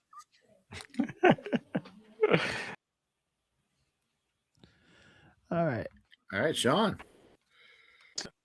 He was frozen. First of all, we're going to talk rock and roll. The definition: a fusion of styles of blues, jazz, gospel, and country. Now, when you think of this artist, you definitely see all of those things. This is the first rock and roll album to make it to the top of the charts. It was on there for 10 weeks. And of course, we're talking about self-titled Elvis Presley. Nice. How do we not put this in the essential? It is the first rock and roll album to hit the charts, first one to sell 1 million copies in rock and roll genre. and this is right after the success of the Sun recordings. So they went in, used some of those. RCA had some stuff in their vaults, and they came out with that record. And the world has never ever been the same since this record came out. And also the Clash, used the record themselves too. Yeah. Tom Waits. Yeah, so this is definitely a must-have, and of course Elvis has regained popularity with the movies, and the one movie where Tom Hanks actually is a jerk, and you didn't think that Tom Hanks could do that, but the Colonel was definitely a piece of work. You just think about what Elvis would have done if he would have had someone other than the Colonel that managed him. Yeah, because he never toured. I mean, he never toured outside the U.S. One of the criticisms that I've always heard about Elvis is that he basically unabashedly stole kind of from other genres and kind of present them as his own. But people often forget that Elvis was probably the first rockabilly artist himself. I mean, him and Carl Perkins, Blue Suede Shoes is a pure rockabilly song, and at the time there wasn't a lot like it. And since then, I think any of those artists that you think of that are rockabilly, they really can trace them back to what Carl Perkins was doing on that first record and what he did, throughout Elvis's career. I mean, I think that Carl Perkins was equally important element of the Elvis Presley formula that I don't think he gets enough credit for. I agree. I mean, my favorite era of Elvis has always been the Sun period anyways. I love all the Sun stuff. His first album I love. I would have liked to have seen more records than the movies, right? Because Jailhouse Rock probably his best, right? But so many other movies that you could have just been like, yeah, I would have rather seen some records as opposed to those. Yeah, well, we have Sean has the debut, and then we went all the way forward to the post movie period when we added Elvis from Memphis. So we've got two Elvis records, and I mean, that Elvis from Memphis is just one of the best selling records ever. It sounds so great. So good pick, Sean. All right, Stacy, are you out there? I don't see you joining. Okay, before we move on to the top 5, we're going to have a little announcement. If our King Creole, I'll say that yes, Mask. King Creole was a good one as well. I'd say Jailhouse Rock and King Creole were probably the two. What's the one that had Lila's Conversation? That's Speedway? With Anne Margaret? I think Anne Margaret was in the movie that had a Lila's Conversation. I don't know. Let's see. All right, Stacy's joining. I heard somebody join. Is she in here? Oh, she's logging in. There we go. Okay, let's knock this off here. Yes. She's got her YouTube on too at the. Yeah. I don't see her over to the right. Why is she not over to the right? I don't know. If she's there she is. There she is. She's here. There I am.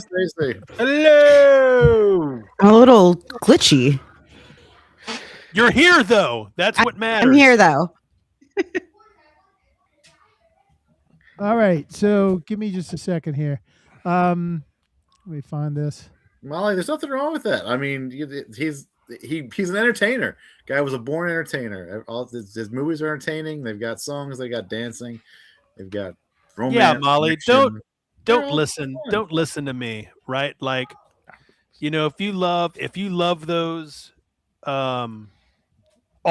Hey, I'm with you on certain movies too that I think a lot of people would hate, and I absolutely love. So, Sean, can you knock that picture off there for a minute? The other one. All right. So we asked Stacy to come on because we finally have confirmed what we've been trying to work on for probably a couple of months. So I won't steal Stacy's thunder. I'll let her make the announcement. So on March 19th, we are going to have 4 women on the record. It is going to be an all-female show. It's going to be me, Molly Vinyl, who's a chat. She's not a seller on Whatnot, but she is a buyer and a big supporter of the community. Yes, she is. Retta from Channel 910, and then Super Kelsey, who sells cassettes Hey. on Whatnot, All will be right. the fourth woman on the record. Do you want me to tell them what we're doing instead of a top 5, or leave that as Yeah, a you can go ahead. surprise? It's coming Okay. up in 2 weeks. So instead of a top 5, what we're going to be doing is each of us will be picking 3 albums that are by female artists or female fronted bands, but we won't be sharing them with each other. So we're all going to pick 3. And because all 4 of us have very different tastes, we have, some commonalities, but a lot of differences. Once we present them on screen, we'll be seeing them for the first time with you guys. So to see where there's overlap, or differences or similarities will be kind of fun and a good conversation on that. So we're looking forward to it. So again, that's March 19th. March Awesome. 19th, the guys are out and the gals are in. So Ladies, That's a great lineup show. of people. All those are great people. Stacey We're knows so gonna much we're gonna about make a 3 men on the record with our lady show. well, I so happy that it happened and got 4 great people to do it. We'll just sit back and watch. We won't have to work as hard that week. So appreciate your work on that, Stacey, and we'll be looking forward to it. March 19th, Yeah. everyone. Yep, Awesome. we're very excited. So thanks for letting me hop on real quick and kind of give a little promo and a little explanation. Very excited about it. I have 2 calls set up with 2 of the people, like Scott probably does for people. So now I'm all in it. All right. Well, again, thank you for your work, Stacey. We look forward to it. Great. Yep. Thanks, guys. Thank All right, you, Stacey. Bye. Bye. All right. All right. Awesome. So now, Sean, are we ready for the top 5? Sure.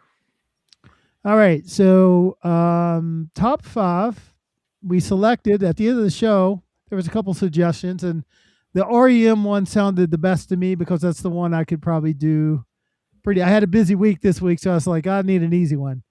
And then it didn't turn out to be all that easy because I couldn't make up my mind. So let me load the PowerPoint, and then it always loads it right where you can't flip it. So Sean will do it. All right. REM top 5s. All right, let me get. Hoping my favorite one's on here.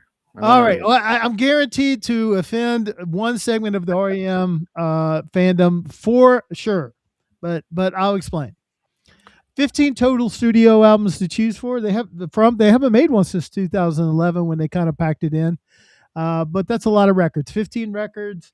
A band coming out of Athens, Georgia, and that music scene down there, along with Natalie Merchant was down there too, and other people, and they were huge, following like college radio. That's their indie kind of sound.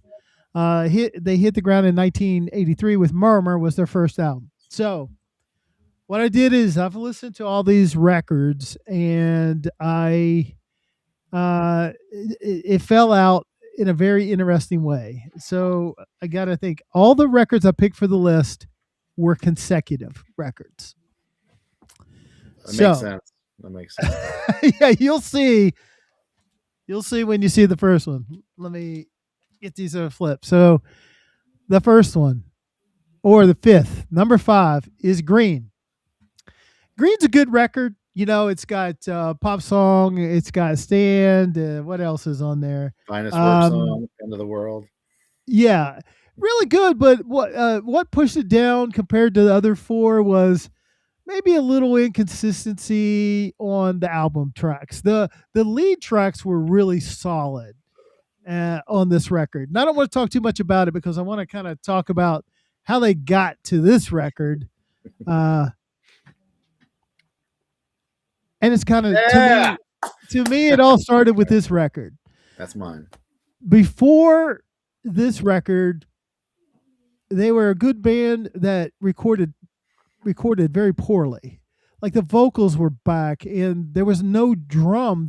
If you listen to those records, try to hear the snare drum. I mean, it's just I did not like the way they were recorded, but there was great songs, coming out of those early albums. It's this album when they went with a little more polish on the production.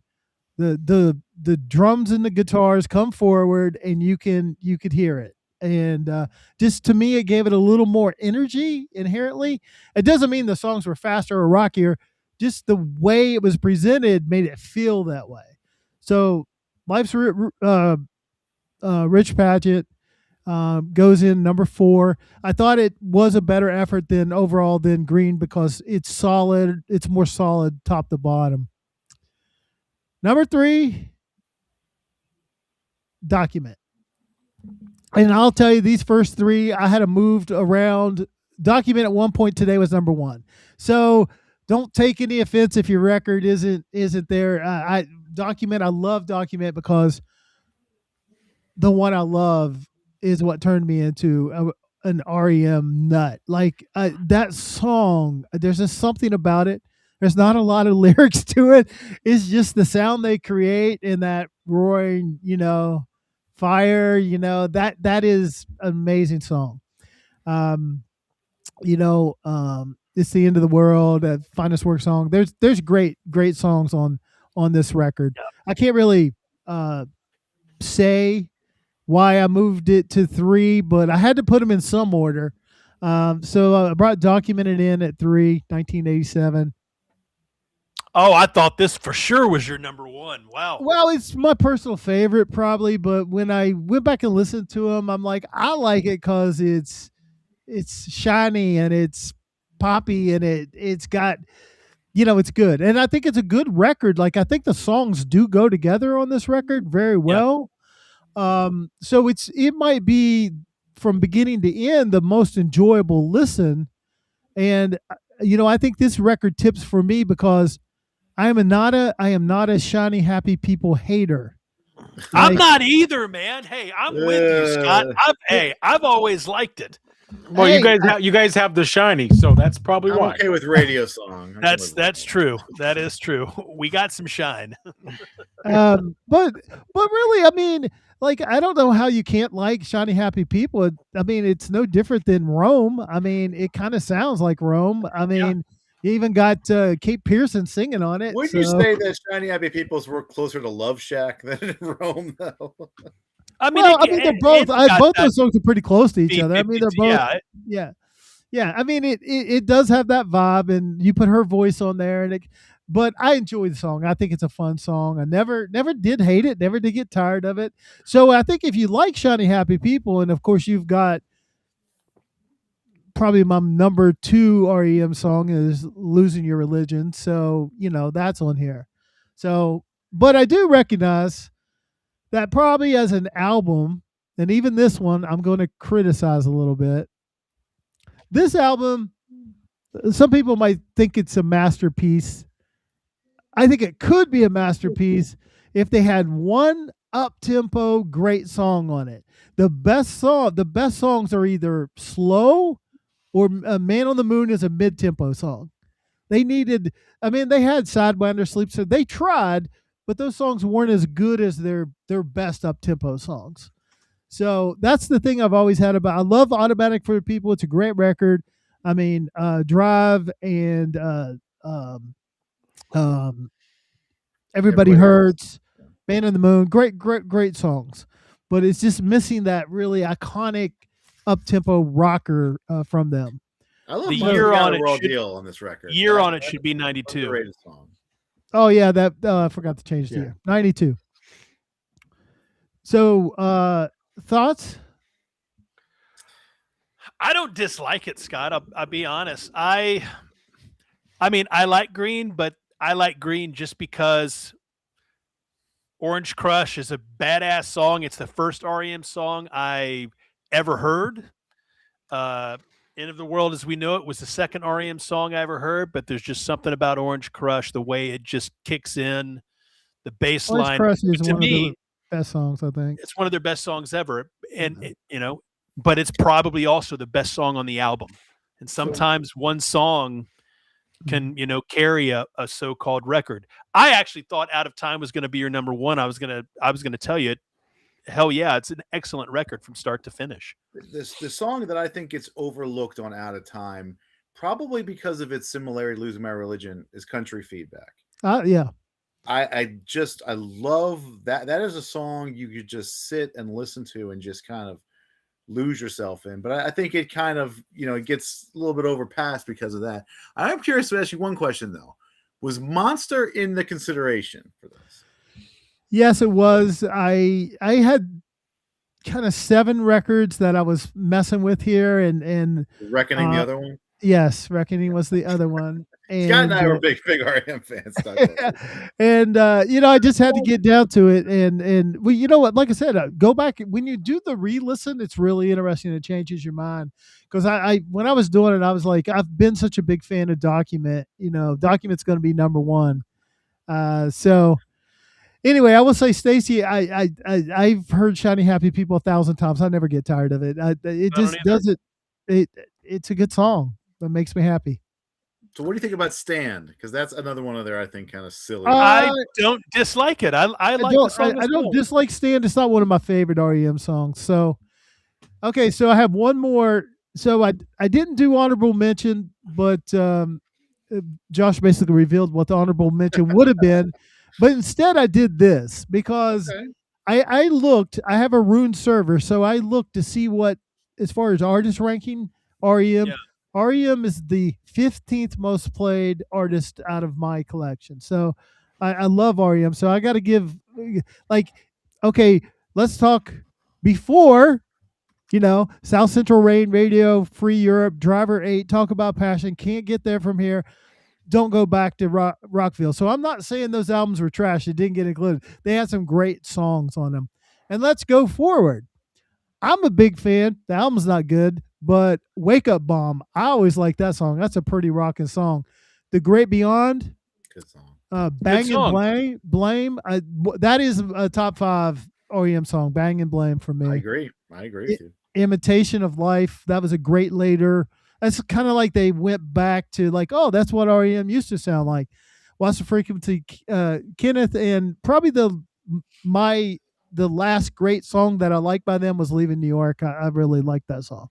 Well, Tom said that he was apologizing to me that he said Monster is his least favorite REM album. And I get it because it's probably the least REM album there is. I mean, it's very, very different. I mean, when you hear Peter Buck talk about, the recording and the writing of the album, he basically says he found a box of guitar pedals in his, his room, and he plugged them in, and that's just kind of where the songs came from. Use them all on Crush Eyeliner, right? Yeah, it's similar to what I was talking about with Scott when we were talking at the record show. I had an opportunity to kind of go to a meet and greet with Vertical Horizon. One of the questions that I asked Matt Scannell was, there's such a huge difference between Running on Ice and Everything You Want.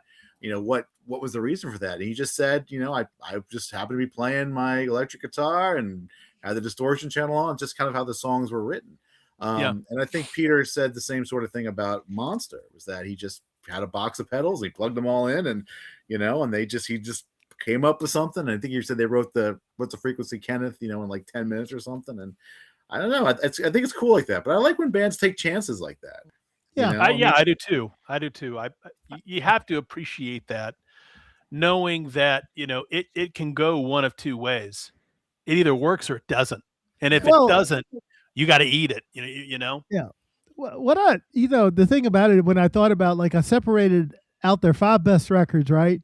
And you still have a decent playlist right there. That's if you throw all the songs, like REM has a collection of songs, and I'm a big playlist guy. I love to make my playlist and all that. So after a band gets a couple great records, I'm like, just give me 2. Come on, next record, just give me 2 more. That here, so I can build out that playlist.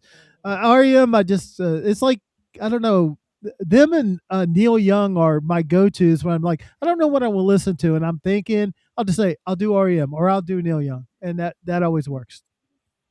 All right, I mean, Neil Young's a guy that reinvent himself constantly. Oh God, nonstop. On the beach. There you go, Josh. Let's go, dude. Freedom. I mean, he's just freedom. But that's the cool thing about a guy like Neil Young. How do you have 40, 50 years of staying power if you can't write the same album, 15, 20 times. I think it's what you do. You take chances, and sometimes it works, sometimes it doesn't. Well, Scott and I were convinced that Neil Young purposely did bad albums. Although, what I did read, He just hated David Geffen so much. yeah, because he couldn't stand David Geffen, and all the albums that he did with Geffen, not great ones. But I will say something about Trans, just going off in that little rabbit hole we love to go on when we see squirrels. What I did read some article was that a lot of what he was doing there was experimentation, and I think somehow a lot of it had to do with his son communicating via like computer, because his son Ben, I believe, had very bad cerebral palsy, and I don't think could really communicate well, but could, I think, with a computer, right? So I think a lot of that stuff was like him communicating to his son, and I was like, I could see that. I could see why maybe that was something that gave him a little bit of passion. But yeah, going back to mine and Scott's thing on that, we were just convinced that a lot of those records were done bad purposefully. Yeah. Well, we have a bonus segment for you guys tonight because the 2026 nominee list came out. Sean, I was thinking, I meant to ask you in pre-show, but I was thinking have the panel go around and everybody name 3 that absolutely have to be in, and then 2 you don't think should or will make it. I'm going to go ahead and start because Oasis 100% will be there. Oasis will be there. Buckley has to be there, in my opinion. I don't know if he will, but I would go Oasis, Buckley, and Phil Collins should be a shoe-in. Why he hasn't been already as a solo artist. That's Jake's pick for who has Those to are be my there. 3. Sean, you got a thought? Well, my thoughts are, well, first of all, let's call it the Music Hall of Fame, first of all, so we don't have that conversation, because that's something totally different. But they really messed up with this Oasis shit. I don't understand that at all. Actually, I love Jeff Buckley, but was he around long enough really to have an impact? Well, I mean, you can hold up. You could say that about Joy Division, like New Order, just because New Order is Joy Division, but New Order did more music than Joy Division did because their lead singer died, right? Correct. So I think a lot of that has to do with, like Scott and I talked about being influential, right? Like, does influence have something to do with that? I think so. I think influence has a lot to do with it. And maybe you take into consideration what could have been done had he lived and continued making music. Where would he have gone? So I think he would have been there. He's 100 times better than his father ever was. Okay, let's stay to the formula. Okay, so not who might not deserve yet. We'll get to that. Or who may not make it. What are your 3 picks, Sean? Well, Phil Collins definitely, In Excess definitely, Sade definitely. Okay, Josh. This is a tough one, but I'm actually going to pick the same grouping. They're all on the left side here. Again, Phil Collins is a no-brainer. I mean, should have been already. He's basically been in 2 versions of Genesis that both deserve to be in, and then his own solo career, which might even top Genesis. Yeah, and I'm gonna go with Billy Idol. I mean, I think Billy Idol has just been somebody that's has been around. His songs are timeless. He survived. He was basically in 3 different decades, and then it's a personal favorite. I will admit it, but I've always been a huge NXS fan. And I think they were kind of a bit of a revelation when they came out. And I mean, when Kick and Listen Like Thieves and X, that group of 3 records in a row are just unbelievable. You cut the swing even before Kick. I mean, just a great run of records. Like you said, there are arguments to be made for most of these artists, but exactly. I think those 3 are that. Okay. So my 3 are Phil Collins. I think we're unanimous on Phil Collins. Yeah. So yeah. And I'm going to go Sade. And then lastly, because it seems that the bands that have such a great following, they they they don't get, like Rush took years and years to get in. So I'm going Iron Maiden with the in Europe, they were everything for like 15 years before Metallica, kind of took that mantle from them. So I think Iron Maiden's got to get in this year. Great pick. All right. Great pick. So Go two ahead, Scott. you think probably won't make it, in your opinion? All right, my two. Shakira will not. I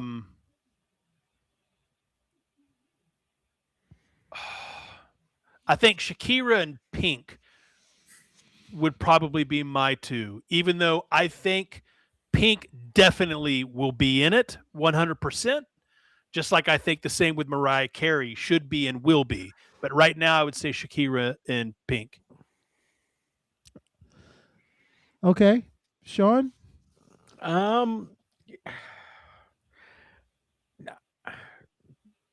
Shakira, although she's international, I mean, but Shakira and I'm gonna say Jeff Buckley. I think she'll get in, Stacey, as well at some point. I think they all will at some point. Okay. Josh, two you think just to probably be a little won't make it? different. I'm gonna pick two for reasons. Again, both of these are artists that I love, but if the question is who's not going to get in, then Joy Division and New Order. I just think, unfortunately, for people today and then for the voters of today, I just don't know how much kind of influence they have on them. And it's Jeff Buckley is an amazing artist, but his body of work is really, for most people, limited to Grace. And I'm hoping the Live at Cine is something like that. Sketches from My Sweetheart is a ridiculous album. Yeah, to talk about Sketches for My Sweetheart, The Drunk. Like if you really if that thing were complete, I think it could have been better than Grace. But unfortunately, it was an incomplete project. So I'm going to go with those because I just think I think Jake used the right word. I think they're incomplete, both of them. I know it's ridiculous to say that about bands like Joy Division and New Order, but I just think that, I mean, look, and if is one of the comments going to be who should be on this list? Should I save that for later? Like if you could give me five, like five, three is tough. Yeah, but well, like three doesn't Mariah mean Carey. You don't think other people are it's just like, which the three do you make? So my two that I don't think make it, and I think they don't make it for the same reason. Buckley and Lauryn Hill. I mean, Lauryn Hill's basically got two records too, right? Like, yeah, like one. Well, one and Unplugged. I mean, the Fugees and the Miseducation would probably be the two. Yeah. Or like Mariah Carey, in my opinion, Mariah Carey should already be in. Yeah. Like so should Iron Maiden, quite frankly. I mean, this is the third time being nominated, if I remember correctly. Yeah, she should already be in. I think most of the people in this list, I'll even throw Buckley. I mean, I think they're deserving, but when only so many. I mean, Wu-Tang Clan, Luther Vandross, how big was he in R&B for like 15 20 years? He should be. I mean, like he should have already been in. But here's the question I have: how have the Smashing Pumpkins never been nominated the past 3 years they've been eligible? Tell me. I think a lot of it has to do with the fact that you either like Billy Corgan and the Smashing Pumpkins or you hate Billy Corgan and the Smashing Pumpkins. I'm going to base it off of my. All right. It was too controversial. They cut him off. It went up to like 8 bucks. It went to. So say that again, Scott. You're going to say what now? Because you cut out. Sean. That I ran the Smashing Pumpkins record, the greatest hits, for like $1, and it sold for $8. So there's some love missing for them.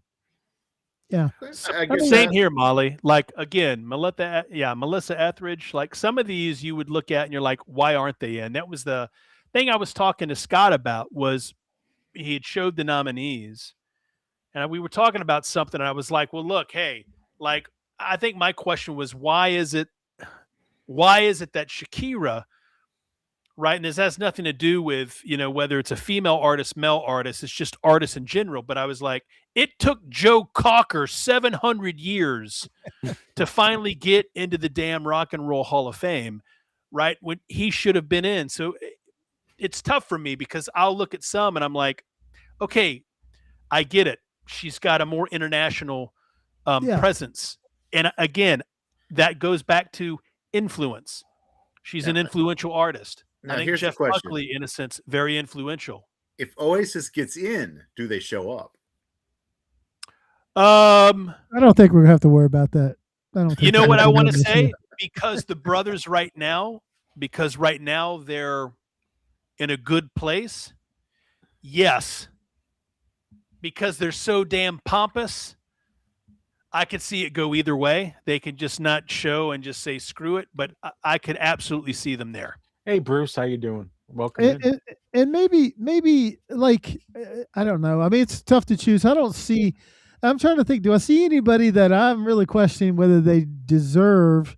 And I'm leaving out Lauryn Hill and Jeff Buckley, great artists. Just their body of work is so slim, it's hard to justify putting them in before you put some other people in. But I can agree with that. I keep looking at that New Edition, and I'm like, really? They have like 6 or 7 albums at least. Yeah, and as solo artists, I mean, that even goes from there. I know, Johnny but that Gill's doesn't in count stuff, because they have to get put in as solo artists. Sure, So- but but I think it's probably part of the voting thought process. I I mean- agree, Tucker. I agree. Gabriel should be in. Oh, he's not. If Gabriel's not in, that's just a crime. Peter Gabriel's He's not not on in. his list. He's incredible. I mean, he had Yeah. his 4 self-titled albums alone, and then he follows that up with So, and then Us. That's an amazing. I saw him run. live. I saw him live during the S tour. It's one of my favorite concerts of all time. Saw him in Dallas. Digging in the Dirt is one of my absolute favorite songs from him. So a New Edition would be the blueprint for what would become the modern boy band. Yeah, They are the blueprint. I would 100%. put Menudo do in. we reward that? I mean, do we want to encourage that? Look, Menudo or New Kids on the Block go in before New Edition. Yeah. I mean, If they that's had what we're their doing. day. It just seemed like it was very short lived that they were the thing. Like, and I'd put Boys to Men in before New Edition.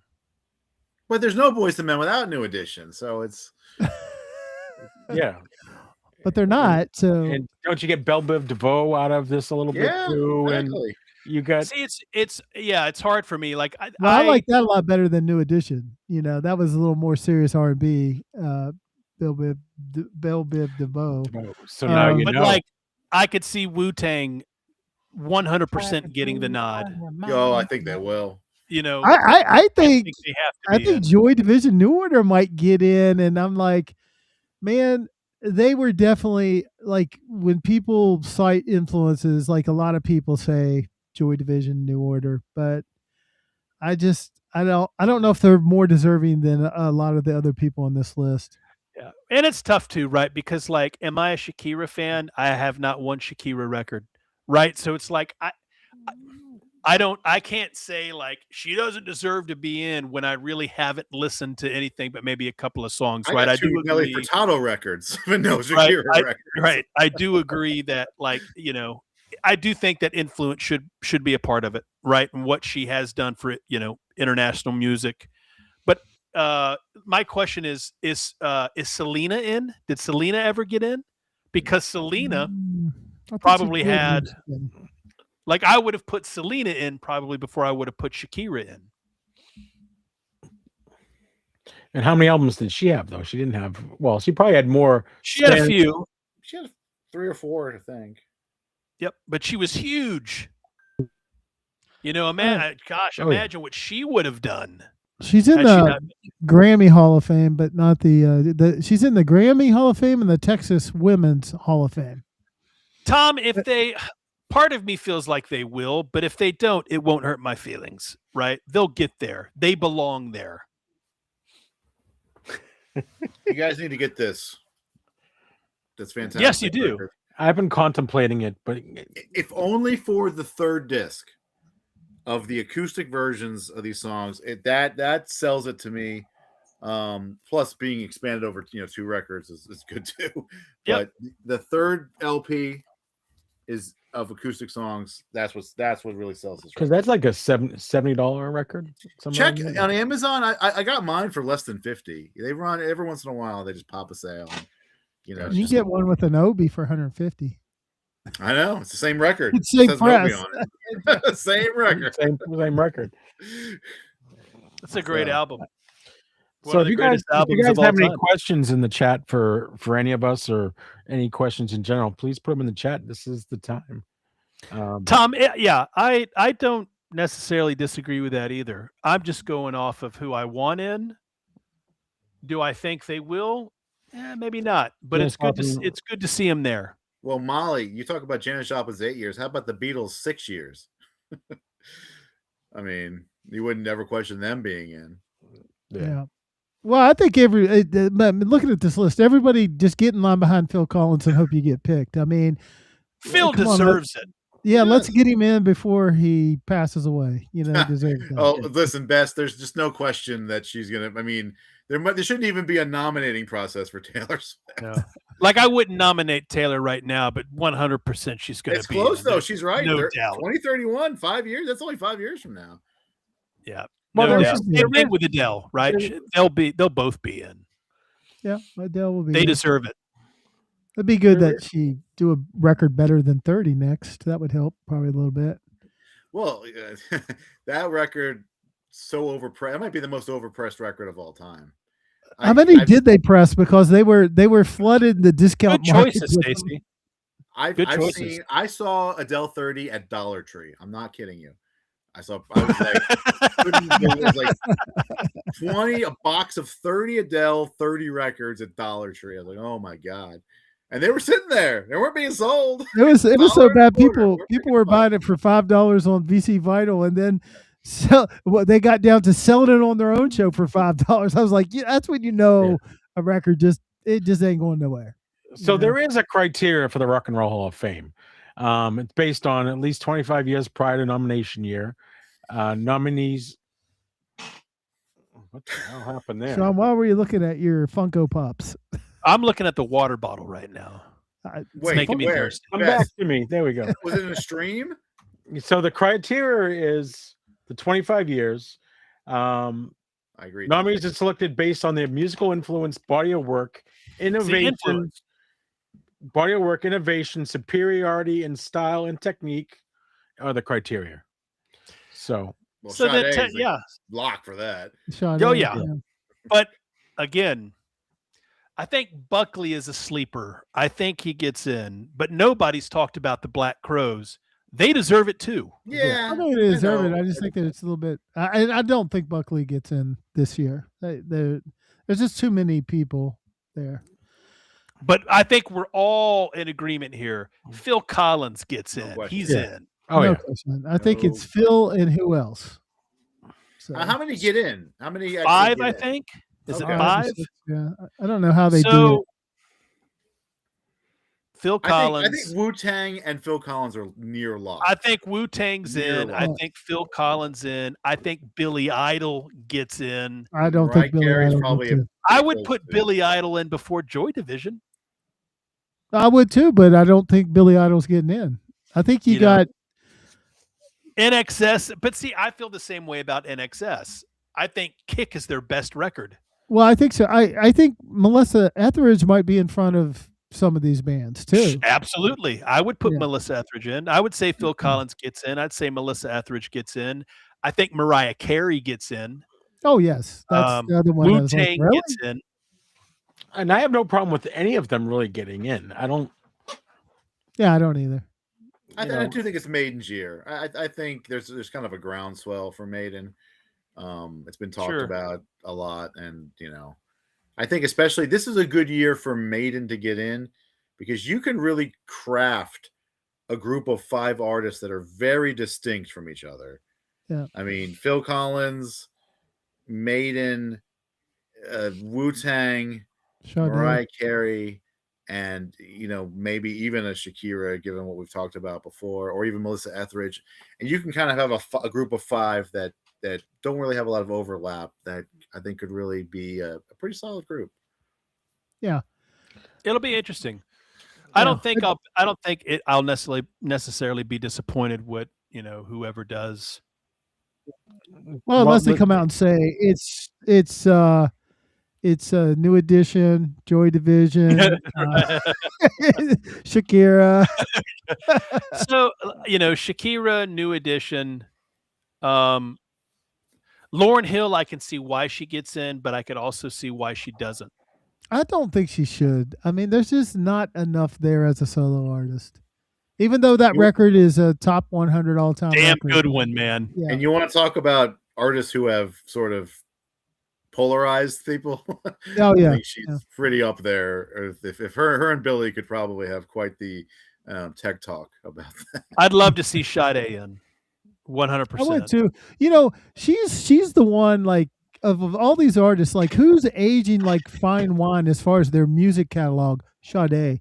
People still want those records, and they still keep going up higher and higher. Love Deluxe, still the best, man. That's my favorite album. The forerun from her of Stronger Than Love, Promise.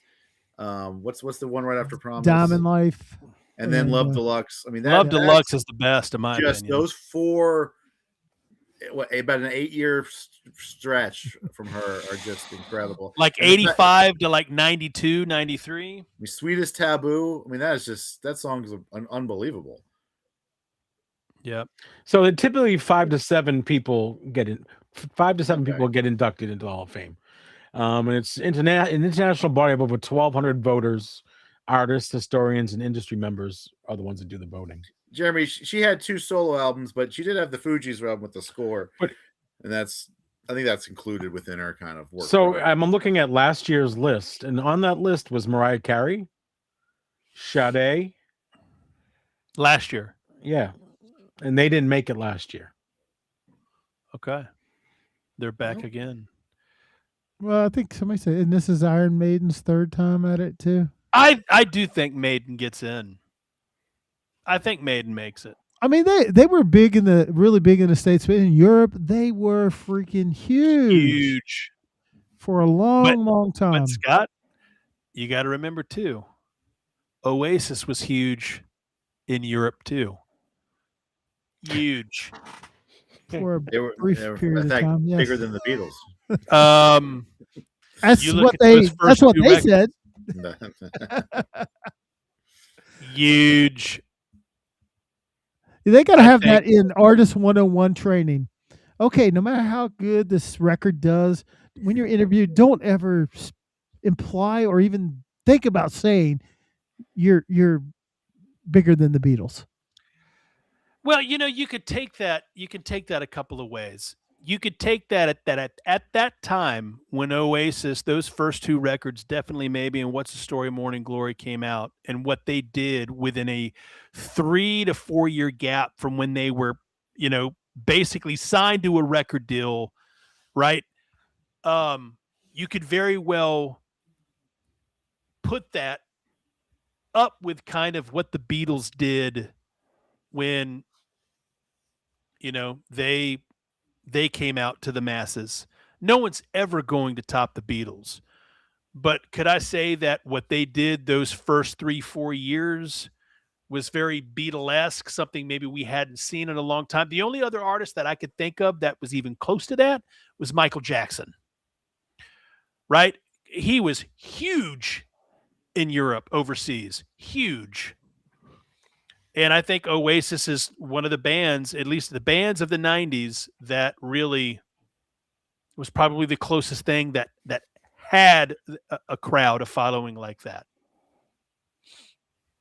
So Don't speak so soon, Jakey.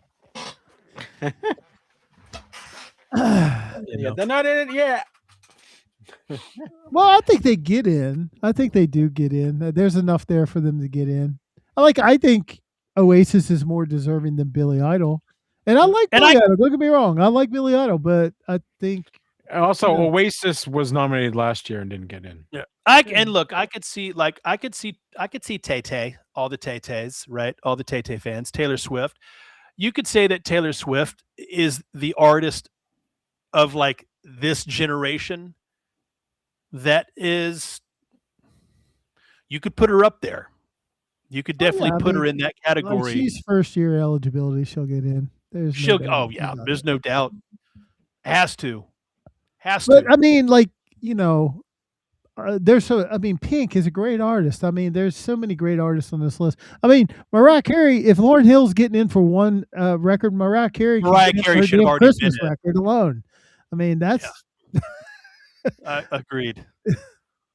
anyway. Agreed. I mean, I don't know about New Edition. That might be the one I'm like, I don't know about New Edition. But anyway, I'm not really in their power demographic anyway. So I think if I picked like really two, New Edition and Luther Vandross would probably be the two that I don't see getting in. For sure. But who knows? What the hell do I know? That's true. What do you know? yeah, I'm just a dude. Yeah, and again, guys, just consider it the Music Hall of Fame. It's really just that. And the building is too small to house what it does anyways right now. If you've gone, it's pretty cool, but it's pretty small. I agree, Molly.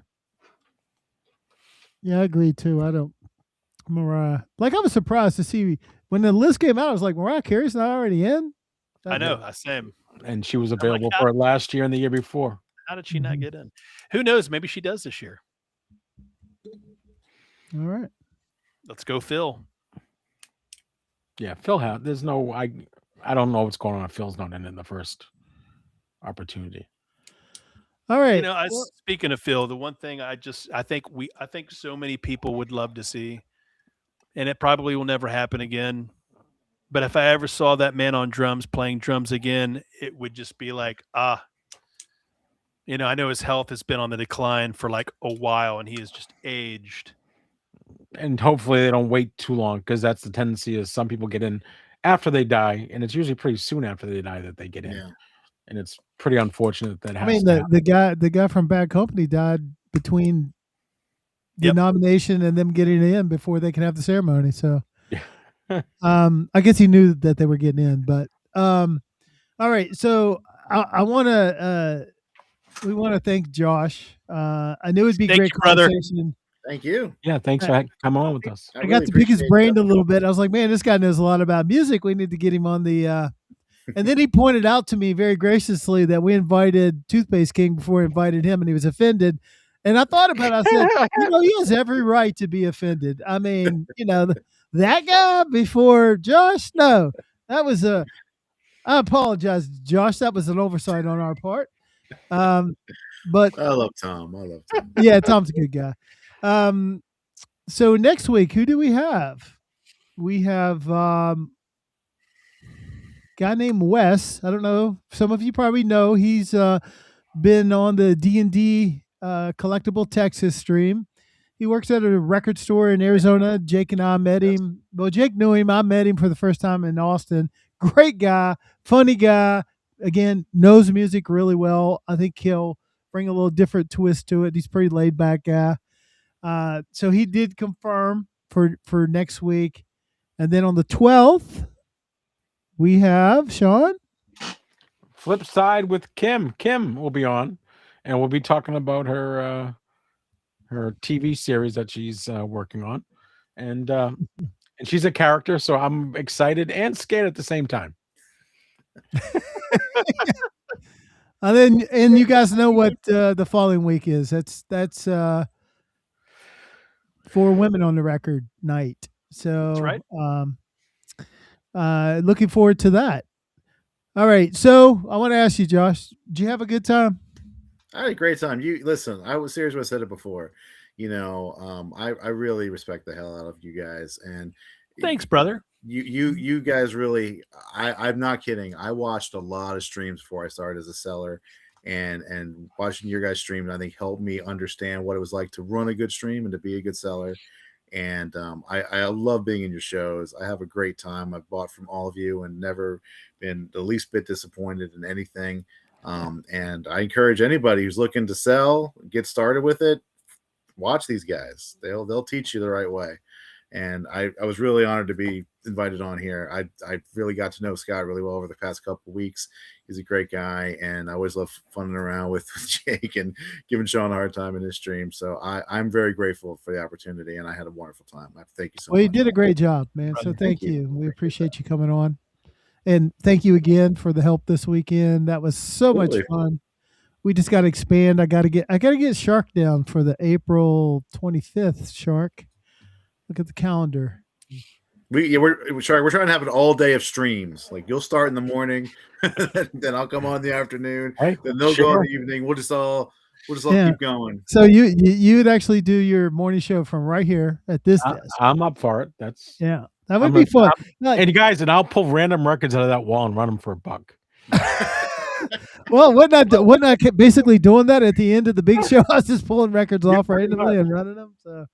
Not the ones behind me. We don't touch those, Sean. Those stay right there.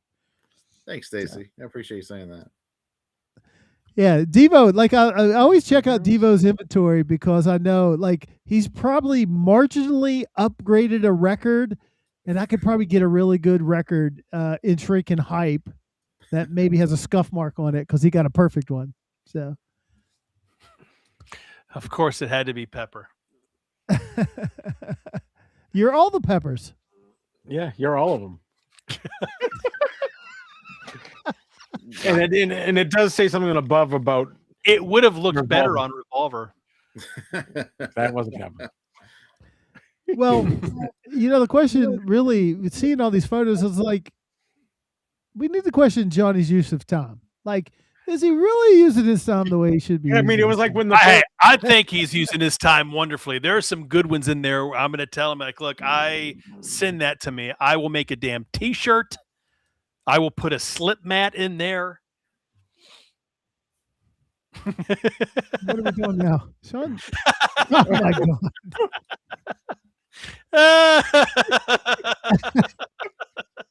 Good. Johnny kept sending them and sending them. Remember, these are great. He was doing army training, so this is what he was doing. I wish I was that skinny. Jake makes the ugliest Stevie Nicks I've ever seen in my life. What are you talking about? That is gorgeous. I don't know where this one's gonna go. That's one of my favorites. You have this one, of course. That's Jake if he was actually that's one of my favorites. A responsible adult. That's what he'd look like. We can put him on a Taylor album. We just, Johnny will be listening to this probably when he drives to work tomorrow, the next day, and he'll probably send me 25 more of these.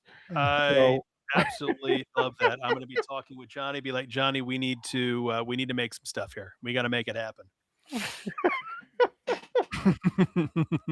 Stevie should sue. It's just probably Molly. Let's see. Did I miss any others? There was 3 Brock ballad ones though. There was. Let's close. I don't know what's Return of Gonzo is awesome. Yes. See, all I need is my wife's face on that side. It's perfect, dude. I'm ripped in that. I'm wearing blue Adidas. That's terrible. You can't look at. I mean, none of my faces. I mean, I can never really be all that serious. Looks like that's cover right up my of alley. like one of those '80s MS-DOS adult video games. This is Gonzo Shenanigans Essential 500 album covers. Let's see. This has got to be up there with it. Yeah. No. It's like Leisure Suit Gonzo. I'm ripped in that. So Johnny, obviously wasn't studying his doing his army training. He was doing this. God. It just kept going. I got emails. He's like, I can't stop. It's just crazy. These are excellent. These are excellent. Johnny is hired. I just want to know what is Sean looking at in this photo? He looks like he's not amused. Tom's just like, my eyes. Oh, these are great. It's still not as good as although it doesn't really look like Jake, but the Air Supply Christmas album. that we had way back in the day. That's kind of like a mix between. It's like a mix between me, Scott, and Jim. Well, look, no, you look like you and Dev had a baby. That's what it looks like. That kind of does, actually. Yeah. It kind of does.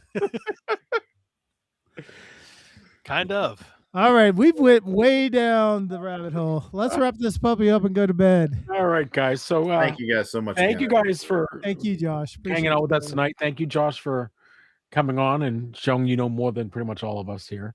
But thank you for that. Kinda. I think one of those should be in the Hall of Fame. Yeah. Those So are pretty guys, good. so make sure you follow us for next week, and then also in following weeks when we get Molly and we get Stacy and I forgot who else now. So look Right, forward yeah. to on the record. Stacy, I got something coming your way. Super Kelsey. I'm not telling you what it is, but it's coming. Who is next week and what is the top 5? We haven't come up with the top 5, but next week is I just drew a blank. Wes. Wes, Wes that's is right. next week. D&D Collectibles Wes from there, and I don't think we've discussed the top 5. We're probably gonna do that after. Top 5 moments in time frozen. After. That's right. Top 5 faces Sean made when he. That's That's frozen a me. perfect face right there. We need to put on it. Email us at 3menontherecord@gmail.com if Yeah. there's any if you have any questions, comments, or send some pictures, some album covers. Put some, me in. Well, I guess put me on one, sure. And I know that Scott's Top not 5 thrilled. He's like Top 5 soundtracks. soundtracks. We'll figure it out, guys. Okay, that's a possibility. AC/DC albums. Oh, I could do that one easily, but He likes bands from Australia, so that's right down his alley. I do like bands from Australia. Yeah. Nick says, Top 5 albums from Australia. man at work. Oh, that would be hard because you got a lot to look at. So But it would be your list. So, all right. So, guys, thank you for hanging out with us and have a Thanks, great y'all. night. Top 5 Fleetwood Mac. How many albums do they have? Good night, you guys guys. Thank you have so a good much. night. Thank you. And we'll see you next